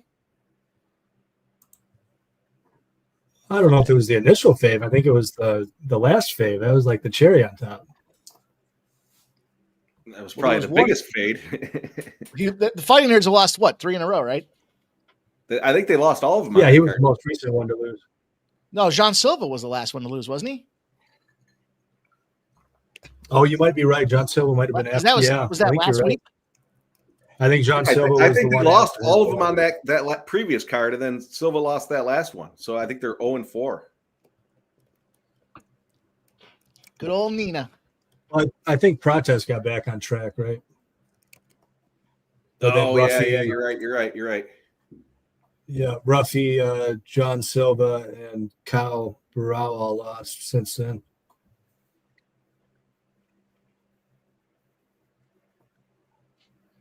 Oh yeah, Michael B. If you're Luis Jordan, yeah. How do you find a way to tell Luis Jordan is huge for this weight class too. We don't need you here. Air, sit this one out. Air Jordan's not gonna help you get your fucking style points. What's that guy? Is that guy lost like every fight in the last 2 years? Feels like it. He might be 0-5 in his last. I'm gonna have to No, look. Now I gotta look. I was gonna Actually, say, I I think don't he had think he's one on a win. bad Didn't he have a losing win in streak. Saudi Arabia or something like that? Let's see. Charles Let me Jordan. look. No, I don't think he's on a losing streak by any means. I mean, I think he's lost here and there. Yeah, I think he's a win one, lose two type of guy. Yeah. He lost to Burgos, Nathaniel Wood, and then he beat Cron Gracie, whoever and that was a UNAM decision. Ricardo Ramos. Then he lost 2 in a row. Sean Woodson and Jean Silva beat up Victor Henry. Where was that one? That was a UFC fight night. And he's got David He Grant likes on the deck. 51st state to win here. Yeah, Charles is the kind of guy who beats the guys he's supposed to beat and loses to the guys he's supposed to lose to, kind of, isn't he? Yeah, he's a Canadian male fighter. That's what they do. They're like gatekeepers for all the real countries. Am I wrong? Tell me I'm wrong. I'll tell you what. Here, you guys, write this one down. Circle it. October 18th. Davy Grant. Just circle it. When the odds come out, you can fire away on him. Because we got Air Jordan off a win. Victor Henry took him in a guillotine choke in round 2. Fight of the night. Performance of the night bonus out there for that one. And anytime he wins, he's good to take 2 L's. So we'll fade him this next one, and we'll fade him the one after that. Mark me down, October 18th, my first strike play, David Grant. Nice snapping jab from Jordan there. Jordan. Air Jr.? Yeah, Jordan's, I really like his feints, man. They're really, really crafty. Good leg kicks. I mean, there's a lot to like about the younger Jordan. That's he hasn't had one announced yet. It's probably coming up in November, though.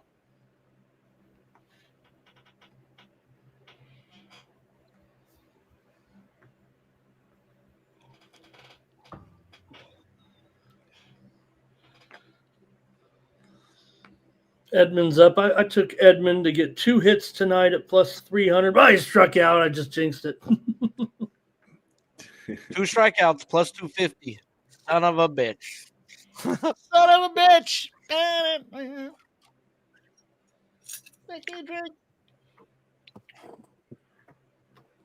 All right, we got through that first inning. Surprisingly today, it feels to me, with all these unders and all these star pitchers, the Joe Schmo, you fucking blow play of the day had to be Nerfies in every game.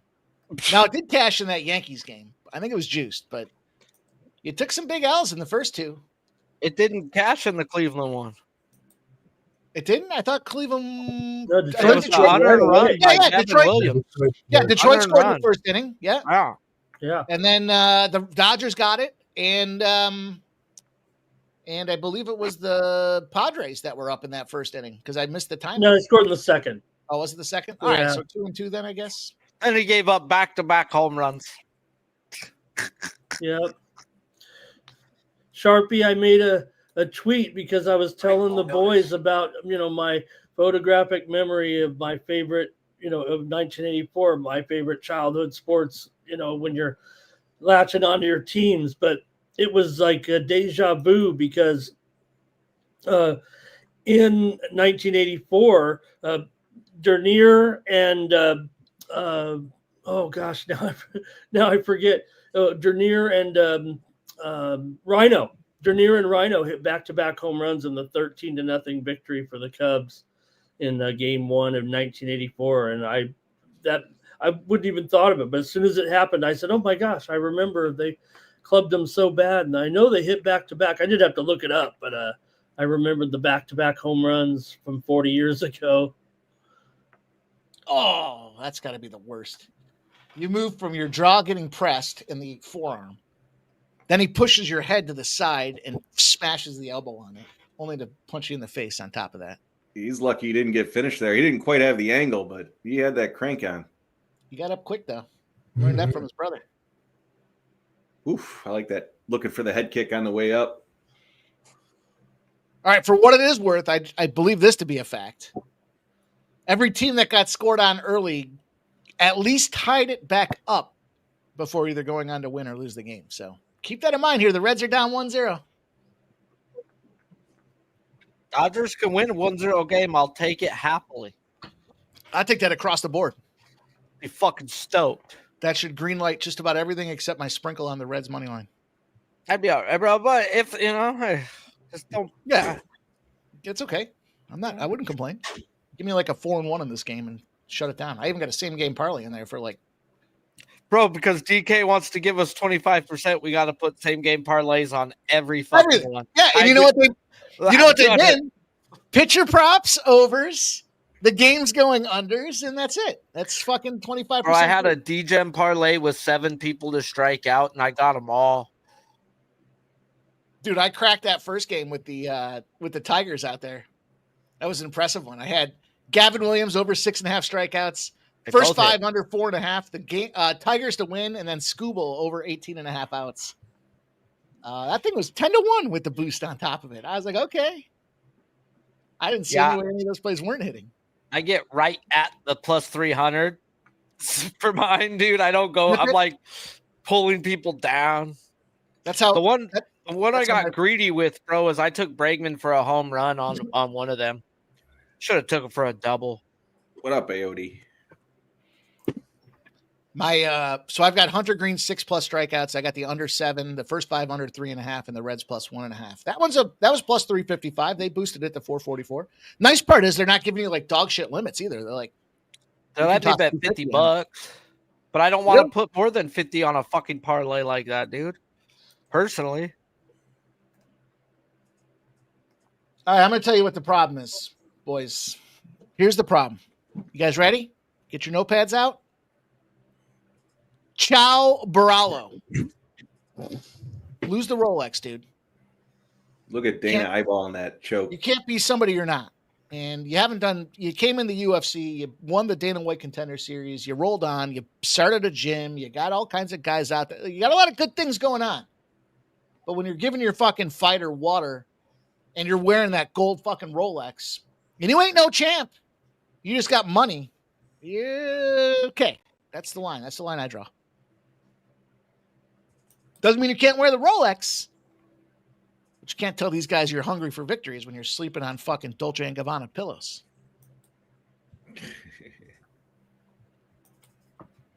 And bro, Snell, bro, may go 9 at this rate. This fucker's throwing strikes. That was a nice uppercut from Air Jordan. 16 pitches, 12 strikes. That if Blake Snell's gonna do that, dude, it's gonna be a quick baseball game. I'm cool with it being quick. Get these wild card games over with. I'd like to have more games on deck, but I'm okay with them being fast. Why does Bybee and Mize deserve the same number as Scooble and fucking Williams? I'm an under better, bro. Tomorrow ain't looking like it is that. I would expect a zigzag. I would expect there's more overs tomorrow. Bybee's a fucking killer, though. If Snell does go 9, it'll be the second complete game of his major league career. I know that. Nice. Bro, the one that he should have had, bro. The one that he should have had that has always gotten away was versus my Dodgers in the World Series. And the Rays had to be super analytical and not just go with the eye test of, holy shit, this guy. The Dodgers couldn't hit the lick of him. I think they had one hit that night. Pulled him out and lost the game in the 9th. What do you think some of these scumbags do that post on Twitter? Like, I just got an update on somebody posted a play on Twitter. Fucking, it was the Reds game. It started 25 minutes ago. It's not a live bet. What that was it. I thought you were going to tell me it was Yurfie or something. Yeah. Guy cashes Yurfie. Good job. Thanks for telling us. Oh, he's got him hurt. Well, maybe not. Jordan's coming on strong here. What happened? What did you think of the first round, Jeff? Did you give it to DS?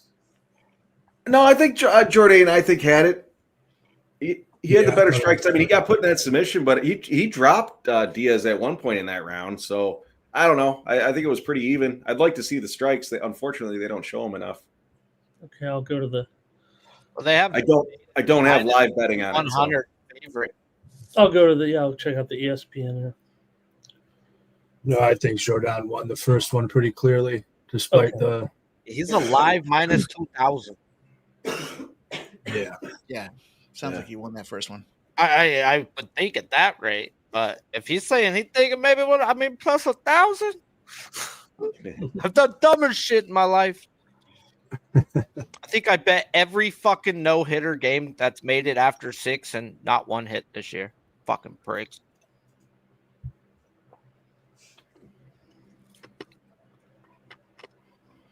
All right, calm down. The scrambling of Jordan, though, that's impressive. I mean, I guess I don't know if Diaz is wrestling that well, but every time he scrambles, he's on top. That's actually Diaz's background. He was a BJJ guy before transitioning to MMA. Yeah, I'm a BJJ guy as well, as long as they know what they're doing. As long as it's under 380? Wrong sport.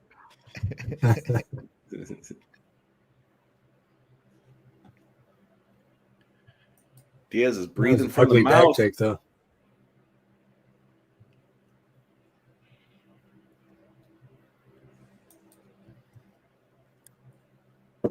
Tell those leg kicks are adding up.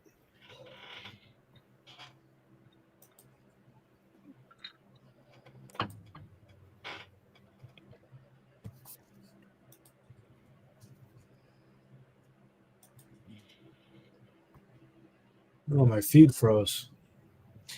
What's happening? No. Nothing. Tell that kid in Indonesia to wake the fuck up. Jordan's whooping him in strikes. Let's go. Let's get this KO.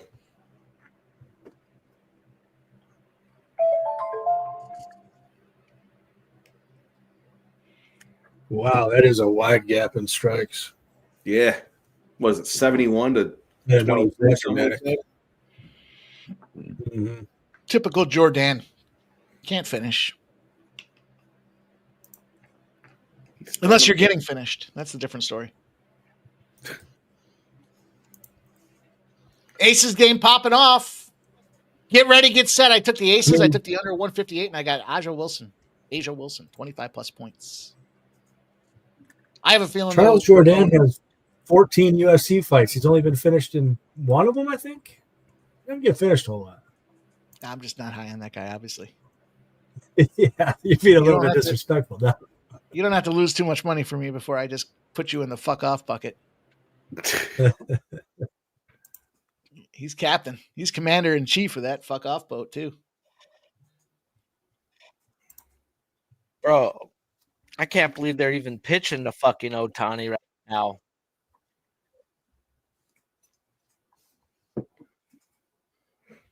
Ramon, I think the aces I think the aces win and don't cover, or the Fever blow them out. That's my feeling on this game tonight. Critical notice, Ramon. It started.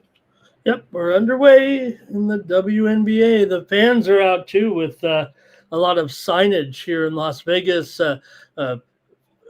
Game over, Kathy. Yeah. Yeah. Kathy, giving it to her. That's the commissioner. Kathy Mike, where were you with this shit the Dodgers just gave me on the radio? Hunter Green had the most fastballs above 97 miles per hour this season. Ohtani had the most home runs off of 97 miles per hour this season. Man. Where the fuck were you, Mike? I'm out of practice since we haven't been doing the Tuesday. Man, bro, that's the shit you listen to. Couldn't KO his ass. Yeah, I thought we were onto something there. Yeah, I've been fucking running like crazy. He is beating him up on the ground, though. He's got the rear naked He's got the rear naked cinched. It's under. Yes, we got the sub. We got the sub, boys. Oh, I had the KO in that one. Are you already on the next fight? No, he's finally behind for once. Holy shit. No, I'm just watching for the normal feed tonight. I have the other feed up too, but I'm watching the normal one, so I don't go ahead and scream something out 30 seconds ahead of time. Well, that was a great win, though. I needed that one after Yeah, me going too. down. I threw. I said it before the fight started. I got Jourdain, and then I got the under in this next one. So I'm going to roll the money line straight with Costa here. I liked him earlier on. I liked him the other day. I saw the line flopping left and right in this one. I'm going to roll with Costa. Is it bad that I'm cheering Otani to strike the fuck out? I like it. Cheer away. I'm not mad. I'm not mad. I'm not angry. I mean, Snell's shoving right now, bro. When Snell, he's the best pitcher in baseball. This might be a real quick baseball. Still good, you think? You think the over cages is still good, Sharpie? On the 6 for Green? Nice, Terry. Or for Snell? For Snell. Where's he at live? This He's is going to be the 8 toughest. now. This is going to be the toughest part of his lineup, bro. The bottom 3 don't fucking chase. If he can get any of them, then I'd be happy. But even if he doesn't, it's going to come down. I would take it if he gets any of the bottom 3 happily, wherever it's at. Okay. But he's throwing strikes, and if he throws strikes, he can strike out every fucking one of these guys. So it's Snell's over or nothing right now, bro. Final. Okay. Pitch count's low. Dodgers have to ride their starting pitchers. Unless he runs into trouble, he's going to go as long as he can go.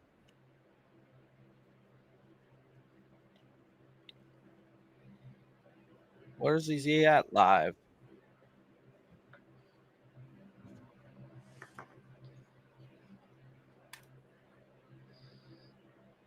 All right, boys.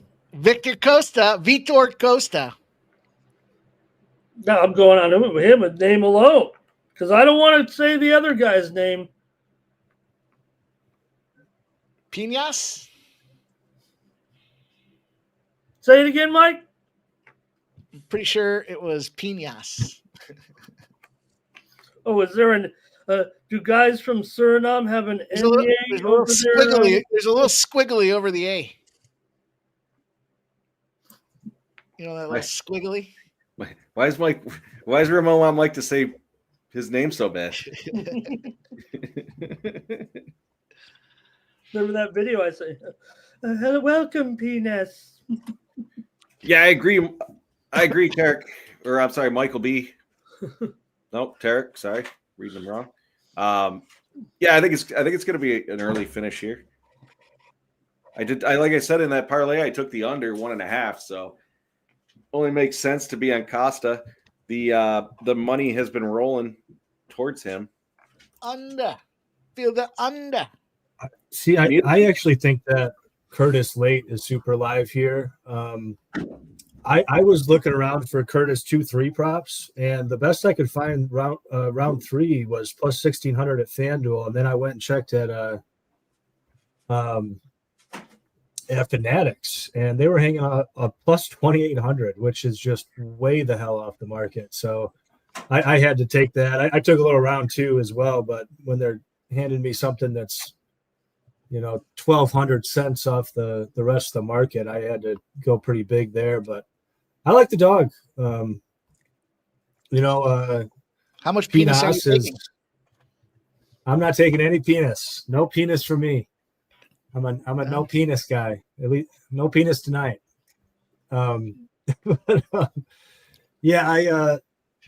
Penis is. This guy's jacked. I mean, he's got a lot of power. I don't even know what this guy's like doing for training though. Like he's in Aruba for whatever reason. I don't even know squats. why. A lot of squats. Yeah. So can you speak to his thickness? Well, that's the funny thing. He's in Aruba, and like I can't even figure out like who he's training with at the gym and whatnot. Whenever you can find footage of this guy, he's just like doing CrossFit at the local gym in Aruba. Like, I don't even know what this guy's up to. I mean, he's a physical freak. He's very athletic, but I think if Costa can drag this late, I think he's going to cause a lot of problems for Big Penis. Penis? Penis? Cedric, that's not true.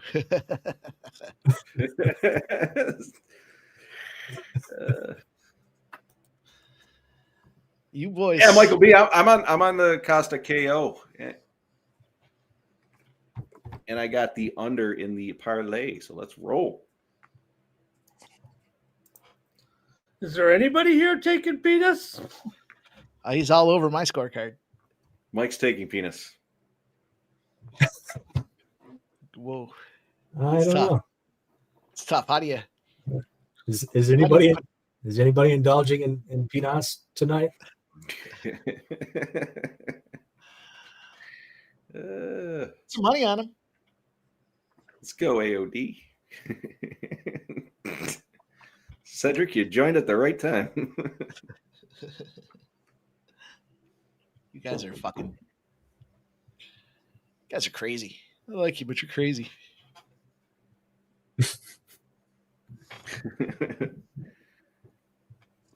Tarek reminds us again to call him by his American name. Dick. Michael B. He's taking a poll. Throw one in the chat for Michael B. Damian Dick. Oh, I thought it was Dick Penis. All right. Not to be confused with former International Olympic Committee Director Dick Pound. Whoa. Or Dick Mountain. Let's not forget Dick Mountain. Oh, Juno Dick Mountain? That's my boy, Blue.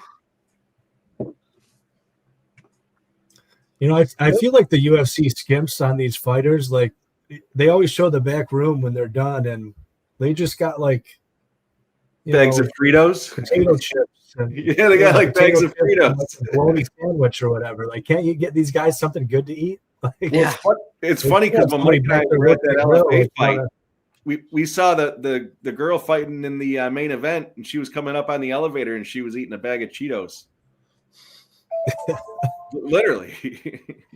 Yeah, it's crazy, man. Like, I looked at Jeff in the elevator. For these guys, the organization, they just won their fight, and they're like, "Yeah, have a bag of Cheetos on me." Take some Cheetos, a bag of Coke, and get the fuck out, or a bag of Coke, a fucking That's a good glass of Coke, and get the fuck out of here. It's like the bag of milk that you got in elementary school, but it's a bag of Coke. Tarek, I'll tell you on that. I like that. It's a good prize. Look at this guy's proud to say he fights for the Fighting Nerds. Sorry, dude, you're about 3 weeks too late. I cannot. Oh yeah. No, I forgot to mention that with Costa, but yeah, he does train with the Fighting Nerds, and I think he's an awful lot more legit than the guy that I was just kind of bad mouthing in Magno there. There's been a lot of footage of him with what's his name, Cesare Oleg Zaitchuk, who we just saw come out and have a big win on Dana White Contender Series. So yeah, it seems like he's getting good work in there at Fighting Nerds.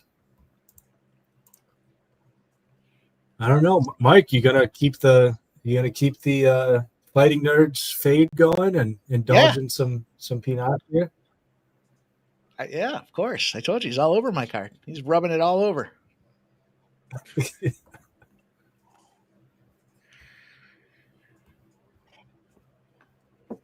Yeah, I just thought even money. This line's come down a little bit on top of that, so it's gone to Vitor Costa. Go ahead. That money's been back and forth the last 3 days.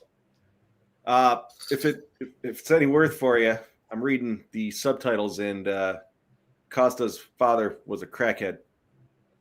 I don't know how you cap that, but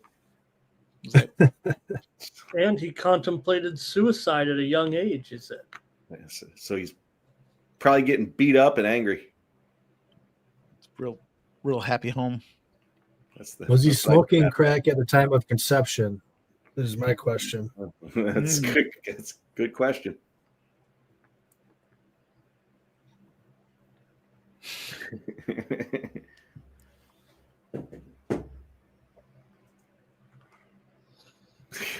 That's right, Michael B.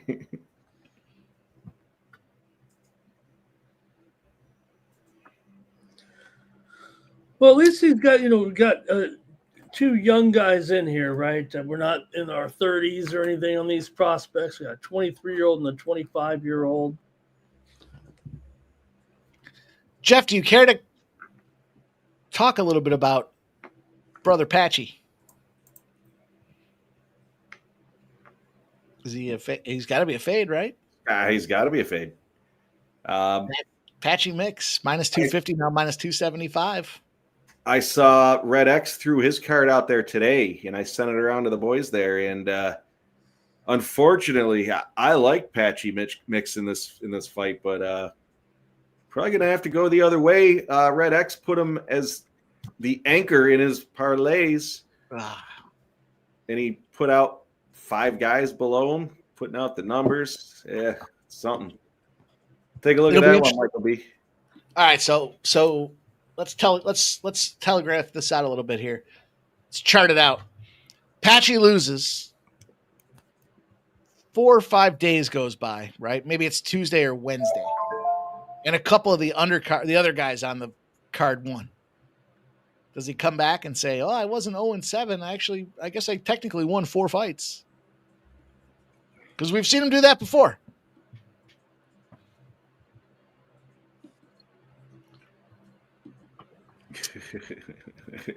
Michael B. JW, it happens. It happened. I remember Keith was on screen. And remember that one, Mike?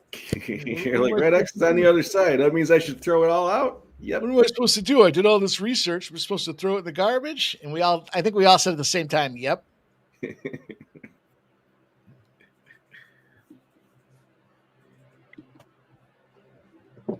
If I were him, Michael B, I'm sorry, Tarek B, I would.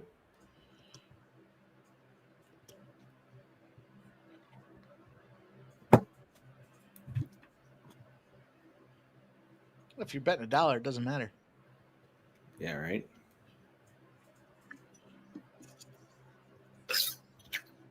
All right. Let's see if Penis can show up. Is he a grower or a shower? Jeff, what do you think? Does he grow as the fight evolves, or does he come out thick and ready to fight? I think he's probably a grower.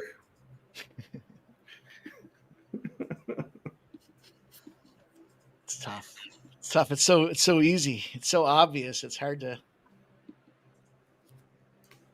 Kyle Barrow had to change shirts. He went from blue corner to red corner. Something you do not want to see. He's changing teams. Sio in your corner. Did he take his Rolex off, or does he still have that on? No, he still got it on. He didn't hear us yet. Yeah.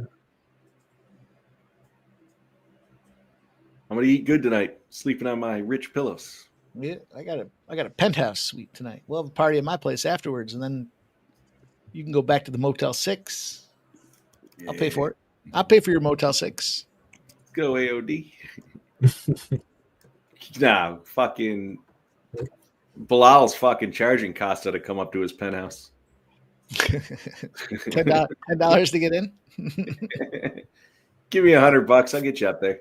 You can have all the latest potato chips you want. Just grab him from Dana White Contender Series before you leave. When he walks out, he's like, Dana, look at all these latest chips back here. You mind if I bring them back to the party?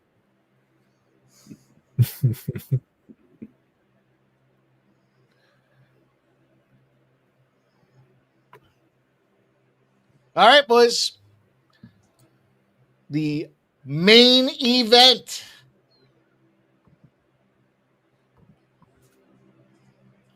Oh, Michael B. Yanni Costa. No. Shit. I do have the under in that parlay, so that's all right. Let's go. Whoa, did the odds flip? They're showing the odds on screen as Penis is a dog. Yeah, Costa's going to close a favorite almost everywhere. DraftKings still has it even. Bovada has it even, but Costa, $1.20 at Circa, $1.15 at Bet Online here. Yeah, I got an even money penis.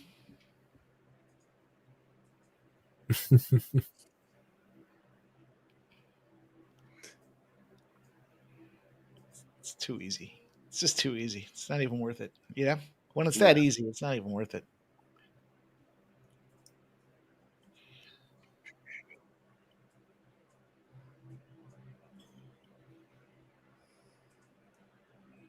Costa doesn't like those leg kicks. Looking like Man, shit. Costa's defense is so bad. Yeah, it is. It's Look at him scary. bobbing and watch weaving, him. but he's still getting popped. Yeah. Well, he's just always standing in front of him there to be hit. It's like he's focused on moving his head off the center line, but he's not moving his body except left and right. Right. And not moving his feet. You know, he's not cutting any angle. He's just standing right in front of you. AOD's either eating dirt or sriracha wings tonight. Oh man, some wings. Oh gosh. God, that sounds good. Sriracha wings. Ooh.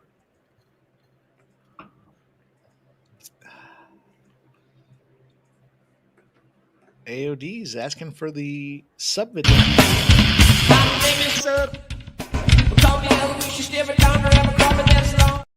Name is Penis just put his lights out. Yeah, All right. he did. Cash the under in that parlay. That's the best thing I got going at this point. Cash me some penis, boys. Let's go.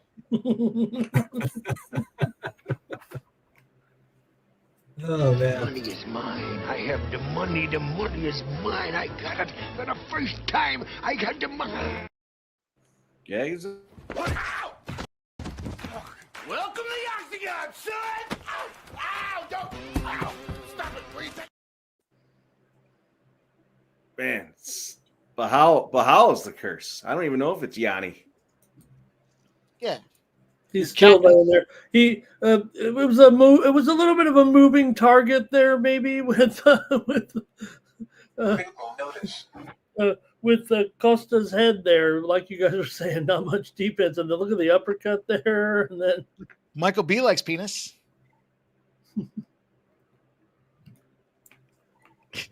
He likes live penis. Oh boy. you got that big. Well, Boy, he did. Look at that though. What a true.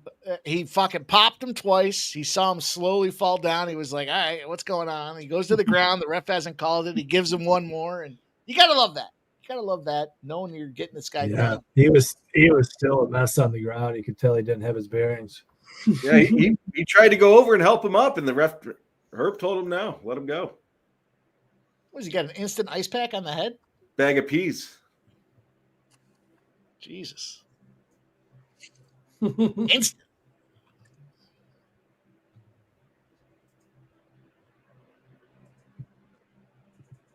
So I think we're going to see 4 contracts tonight. Yeah, that seems like the right number. 3 strikeouts for Hunter Green. Oh, Sharpie just left.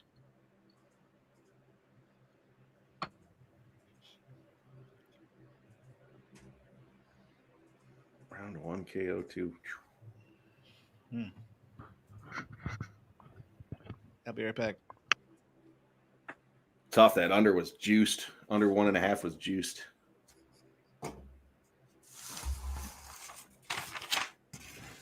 Well, I'm looking forward to Peanuts fighting a grappler because I'd like to fade him. Even like a low level one. Like I think Eric Mechanico could probably just rinse and repeat, take this guy down, wear him out.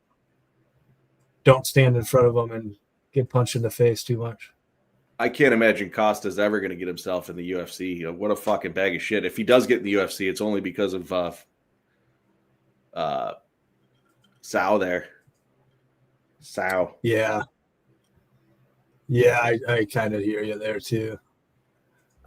I mean, I don't know if there's any up and coming fighters on Fighting Nerds that are, really on their way. Seems like we kind of got the 5 best, and the rest of them are then they off started the name value. they had the rise, they were talked about, then they had the decline, and now you see, to Mike's point, he's everywhere, and he's got his gym, he's got training, he's got these guys, he's here, he's there. Now they're on the decline. I don't want to say the decline. I mean, it's only been a couple of weeks, but man, every one of their fighters lost, it seems like.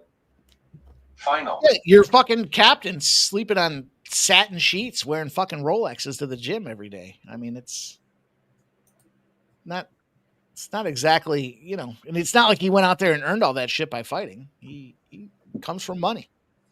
Nothing wrong with coming from money, but when you got the silver spoon in your mouth, all you know is 3-1 cocktails. home run Dodgers. Hey, Oscar. First 5 unders not going to cash. Is that 4 in the third? I was whatever. Appreciate you joining, Michael B. All right, Wilson's got 8 points in the first quarter. They're up 21-19. Them aces over them fever. Okay. I've got a fever. And it calls. Got a fever, and tonight was a good night.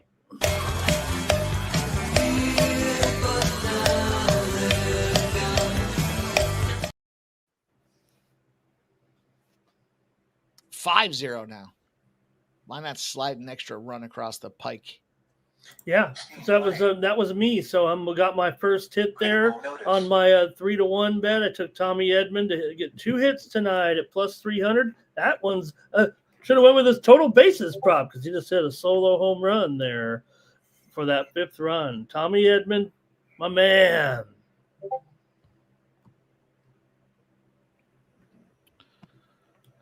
JW says we staying on. Well, we're going to stay on and hear the contracts that are dished out, but we can hang out for a few minutes and see what's going on with this. I mean, the Dodgers-Reds game's looking over already, literally and figuratively.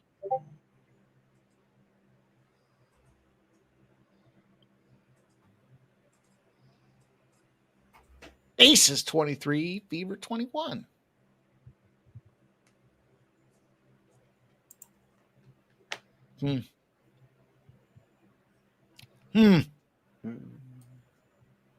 AOD says Hunter Green's a fraud.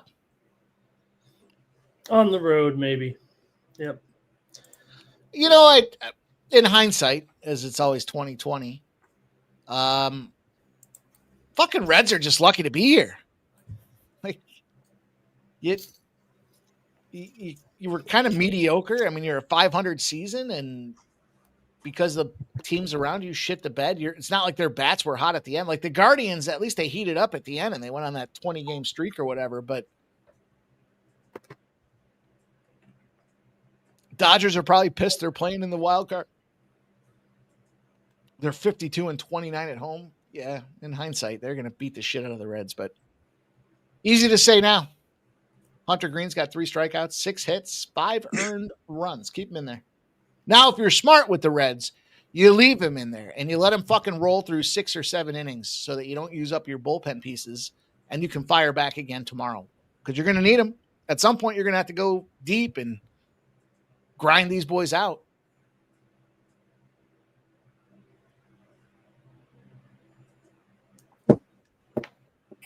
Props that paid. If you parlayed $100, you won $26,450 on Curtis knockout, Alvidrez win in the first round, and Jordan by submission. I don't have a book that would even offer that to me. Who the fuck? Who played that? Let's see an actual fucking ticket. That's what my tweet should be. Dana White Contender Series. Let's see an actual ticket before you just throw that shit up there. Yeah, real easy to come back and take the 3 biggest dogs of the night and fucking throw them in a parlay and say, who played this? It paid $100,000. Yeah, there's segments, the props that paid. So they're not saying that. I get annoyed with it too, because it's if you're watching on mute, you're like, holy fuck. Did Yanni play that? Yanni played that? Nobody played that. 0 tickets cashed with that fucking assortment. All right, Ramon, you're going to give us the sound. Okay, we're ready here.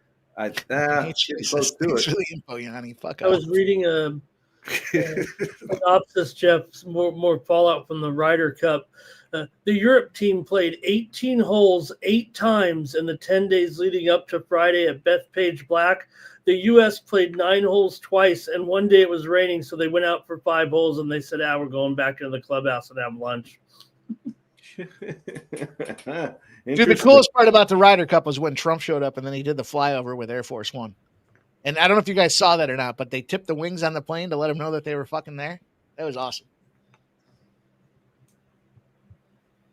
Not enough to rally the boys, but still pretty cool. No, I'm surprised. In fact, Here we go. Okay. Deliberations tonight. Yeah, they do go quick. All right, let's start with Rashid.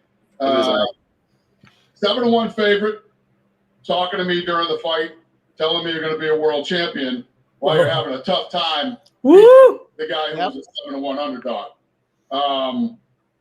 Not tonight, my friend. Maybe again. You're obviously not tonight, my friend. Not tonight. Get back in the gym and maybe we'll see you again. You're young. All right, Curtis. Incredible performance. Unlike the first fight, you actually lived up to being a 5-1 favorite. I didn't get to see a lot of action, but what I did see was damn good. Get over here. Curtis Campbell, welcome to the UFC. All right. All right, Christopher. Before I say anything about your performance, you fought one of the scariest looking dudes of all time. Okay? Number one, you ate some nasty kicks. You kept coming forward, kept trading with him. You weren't afraid to stand in the pocket, go toe-to-toe with this guy. And you saw how it ended. You ended up stopping him. Unbelievable heart. I love the way you fight. And great finish. Congratulations. Get over here. Chris Alvidrez, welcome to the UFC. Those not watching Vidrez does have some crutches, but he's not. He'll still use them. All right, kid. Absolute masterpiece. Absolute masterpiece of a fight. Calf kick. It was like you had a laser on that thing. You landed 30 of them. He wanted to get to the ground the whole fight. He gets to the ground, and what happens? You submit him. And actually, his team is super high on him. They have really high expectations, and you made it look easy. Congratulations. Get over here. I like that they're in crutches and limping and hobbling over, though.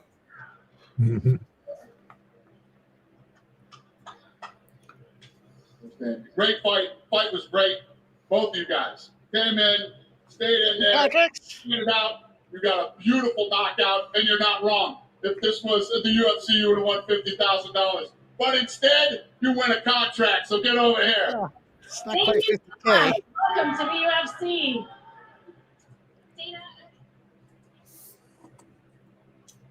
There it is. 4 contracts. There's a high probability Dana's taxed that. Yeah. Well, that was from the very beginning, right? That's why they, as like Sub says, that's why they got rid of the atomweight division. She was the only contender in the division, and he said, "Let's just make her the announcer. Maybe hook up." Yeah, you'll make a lot more money doing this than that, and you're not getting beat up, and you can still train. Smart move. Yeah, that first fight, we all talked about it. Figured that he might have had a shot if he wasn't trying to call Dana out after round 2. Again, being a 7. Well, we heard exactly what he said, Jeff. Right? I'm going to be a world champ. You're like, It's 1-1 right now, buddy. Yeah, it wasn't, but I mean, you know what I mean. It should have been a split. And we've seen that Dagestani roll around bullshit that they just can't finish. So it's like, we don't want that. That's not what we want as consumers of the product. We want to see guys kicking the tree trunk down there. We want to see guys punching them in the face. A little more like boxing. Yeah, you can work some of that BJJ shit in there too, but come on. I don't mind the BJJ if there's action. Well, there's a whole new organization for that, right? Where just the BJJ Did Dana do that, guys, you think, because, he thought, because he knew he wanted to go to a more striking, in the UFC bouts, so let me start a whole new, BJJ competition for these boring guys? Well, I think what he's trying to do is cultivate, development. And in his fairness, I was going to mention this earlier with boxing. They're saying, oh, they've tried the boxing that he's promoting or that he's advertising before and it doesn't work. Well, you look at these guys that are coming from these fucking schleppo middle rank fighting circuits and they get a shot and either they excel or they don't. But like, all right, somebody had to bring them all together because prior to that, there was just too much MMA everywhere. And the UFC kind of became that world recognized leader as far as if you want to, that's the pinnacle of the sport. And I don't think there's any reason he can't do that with boxing. You got to bring these guys together. There's too much of this fucking guy's got a belt. That guy's got a belt. Like the belts mean nothing at this point other than the big guys, the heavyweights and shit like that. But yeah, bring them together. Give him a shot, work on some, and from a BJJ perspective, if he's going to cultivate that system and truly promote one or two of the best, then maybe we'll see something more than just, I think the average consumer, and I'm part of that. I just don't want to see it. I don't want to see guys rolling around on the fucking mat trying to control time a guy. And like, I want to see that violence. Ground and pound that motherfucker. Don't just sit around and try to choke him and you're not really even trying. Although that first fight, they were rolling around pretty quick. They were popping back and forth, and that's a little more exciting. At least there's something going on. But that's week 8, boys. In the books, 5 fights. What do we have? Was it 4 contracts? 4 contracts, yeah. Yeah. Yeah, just that first shit one. And that guy might have even gotten one if he didn't run his mouth at the end of the second round. A little bit more humble warrior and a little less aggressive. Well, if he was dominating but not finishing, if that makes sense, might have been a little different, but yeah, honestly, he probably might have had a little bit more goodwill if he got up there and said, I really wanted to finish. It wasn't my best performance, but if you get me in the UFC, I'll work my ass off. But instead, he's talking about being a world champion. You know what's crazy is just listening to Dana's comments. Hit the gym some more, and then the second fight was this. Yours was definitely better than the first fight. He might not give that kid a shot again. You cocky fucker. 7-1. You didn't come out there and do shit. And you're talking to me mid-fight. Stay focused. And you're talking to me. Right? I mean, he was clearly pissed at that guy. That's just a waste of it goes back to what I was kind of saying at the early onset there. How do you prepare? How do you get ready? Then you're a monster favorite. It looks bad for the sport that a minus 800 has to go to decision. And yeah, 30-27, sure. But realist here, you should have beaten the guy. You did beat the guy, but you should have finished the guy. And that's inevitably the gap. You went from should have to didn't. Fucked up AA round. Son of a bitch! You done messed up, AA Ron! That one doesn't get old either, right? Come on, stop it.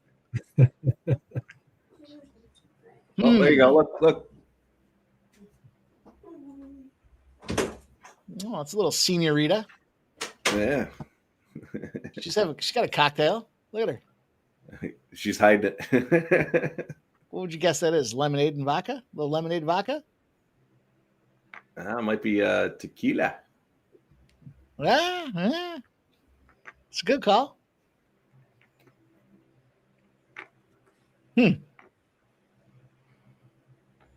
Well, there you have it. There you have it, boys and girls. Like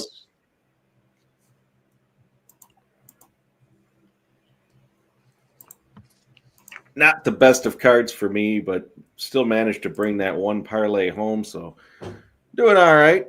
Play him small. Play him fucking. You get some of these fucking crazy spreads. You got to pick and choose the finishes, the rounds. I think the totals are actually better to play. It seems like so far this year in the Contender Series, for me, anyways. Seems like the totals are the way to go. Again, pending price. I mean, that one over was like minus 220 over 1.5. How the fuck do you play that? But some good fights, some shit fights. Yeah, it's Dana White Contender Series. It's expected. You're going to get kind of a couple highlights, a couple lowlights. But at the end of the night, we had fights. We had 5 of them. Got to talk a little bit about this blowout in the Reds and Dodgers game. We got to talk a little bit about the WNBA as well. So plenty of action. Tough couple days here. Monday and Tuesday, small cards. I haven't even looked to see. Is Wednesday more of the same, Ramon? Do we have limited action in the evening? No, we got Major League Baseball playoffs tomorrow. The same 4 games, the same 4 times, and pretty much the gist of it. I know Sub will take note. We do have some more Champions League tomorrow, including featured games, certainly PSG and Barcelona. Good card of action, actually, maybe a little bit better than today's card tomorrow with the Champions League. I think that's probably the other highlight here. So we'll do a show tomorrow and see what's going on and get ready for the action on Wednesday. Hopefully we'll have a night show and get ready for the weekend. We have a great 320 card. Don't forget, we already had the we'll have First Strike coming out, right, guys? And then we have VB MMA picks already up for that. And maybe we could get a comment or two from you guys on this week's main event between Ankalaev and Pereira, running it back here after they fought back in March for the light heavyweight title here.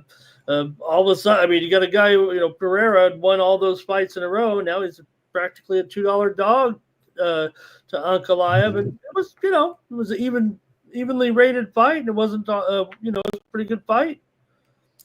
I'll tell you what, I'm looking forward to these fights this weekend. You got the Yana Santos, the curtain jerker. I'm excited to see that because I don't think Macy's all that, but I don't know. There's quite the price difference there. You got Austin Vanderford, Mr. Paige Van Zant, her husband. He's a grappler, but he's been known to throw some fists out there. And you got the Pereira fight. You got the Sandhagen Marab fight. There's some good ones out there. Yari versus Roundtree. Yeah. I'll tell you what, I'm excited for this guy. Yeah. Jeff, when I hear Mr. Paige Van Zant, this is what I think about it. Grab his dick and twist it! You twist that dick! I think that was the night he fucking went out there and Yeah. that dude out. He pieced that dude up 30 seconds after that video was shot. I went up to him after that and I was like, Jesus, what do you got in your gloves? He goes, fucking lead, motherfucker. As he's a grappler. Yes, he's a grappler. For the money, I'd shoot the videos too. J-Dub, I haven't seen any of the videos, but you know what? You're on OnlyFans. I'd probably shoot a video or two. Yeah. All right, fellas, I got to get to bed here. Yep. But I'll see you guys. Hopefully, I'll be around for a Ramon show. I got a busy one, but if not, see everybody for the Sean Fox show tomorrow evening, and we'll have First Strikeout, of course, and Thursday Night Football will be around the corner. So looking forward to it all. Hope everybody had a good night. See you soon. Sub, we enjoy you being a part of the football broadcasts. Appreciate you making the time for us there to win some bets, man. Your live betting has been, you're really evolving as a live prop bettor in the NFL. It's fun to see. You put it out there and it cashes 2 minutes later. Mm-hmm. Good stuff, man. We appreciate you, Sub. Ramon Scott, tell them what's up. Tell them where they can find you. Right here on the Sports Money Network. We'll be back tomorrow with Morning Steam, 9 a.m. Eastern, 6 Pacific. Talk baseball and maybe a little soccer tomorrow. There it is. MMA Jeff in the house. Tell them what's up. Tell them where they can find you. You can find me over at X and Winnable MMA Jeff 19. These boys hammered at home. We got First Strike tomorrow. We got football Thursday. We got UFC and a bunch of other stuff coming up Saturday. That's about it. Sports Money Network. Let's go. Hope everyone did well tonight, and we'll see you soon. Yeah, I made a few bucks here on the Dana White Contender Series, and of course, you guys know the deal. We're still kind of stifling and stammering through the dog days, right? But look, NBA and the NHL are right around the corner, so there's a lot of things coming up on the network here at Sports Money. We appreciate you guys watching us, hanging out. Hey, we only have, 2 Dana White Contender Series cards left on Tuesdays. Ramon's talking about Maction. It's ironic how it coincides with the end of Dana White Contender Series, but we'll be here. We'll be rocking with you guys. We have Thursday night football, and of course, we'll be live for UFC 320. Get ready. Check out the VB MMA picks. I saw somebody had made a comment earlier and said VB's got his card out there at MMA Tips. And hey, look, he gives us the breakdowns right here. He's going to give you guys his 3 favorite fights there, the main card, the co-main, and an extra one tossed in there for VB and Ramon. We'll be back tomorrow, as you guys talked about, for First Strike. We had a 2-in-1 week this past week, so get ready. It's going to be a lot of fun. We got a lot of college football coming up, as always. Man, we're only like 3 or 4 weeks away from college basketball kicking into the equation as well. So appreciate everybody. If you guys haven't done so already, get over there and hit that thumbs up button. And of course, shout out to the Win Club. If you guys are looking for free plays, you're looking for best bets, you don't have time to grind the card. You just want to say, hey, thanks guys. Here's a tip. Plenty of ways to do that. All of us here, Jeff, Ramon, and I are all rolling on the Win.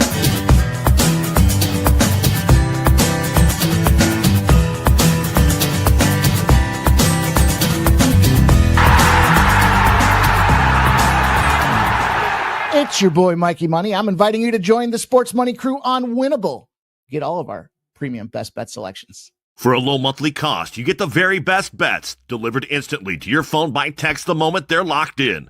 No delays, no missed lines, just the smartest plays at the best odds. We do the work, you get the plays sent straight to your phone right when you need them. Don't wait, don't guess, don't miss the line. Join the winning team today and start cashing tickets with Winnable.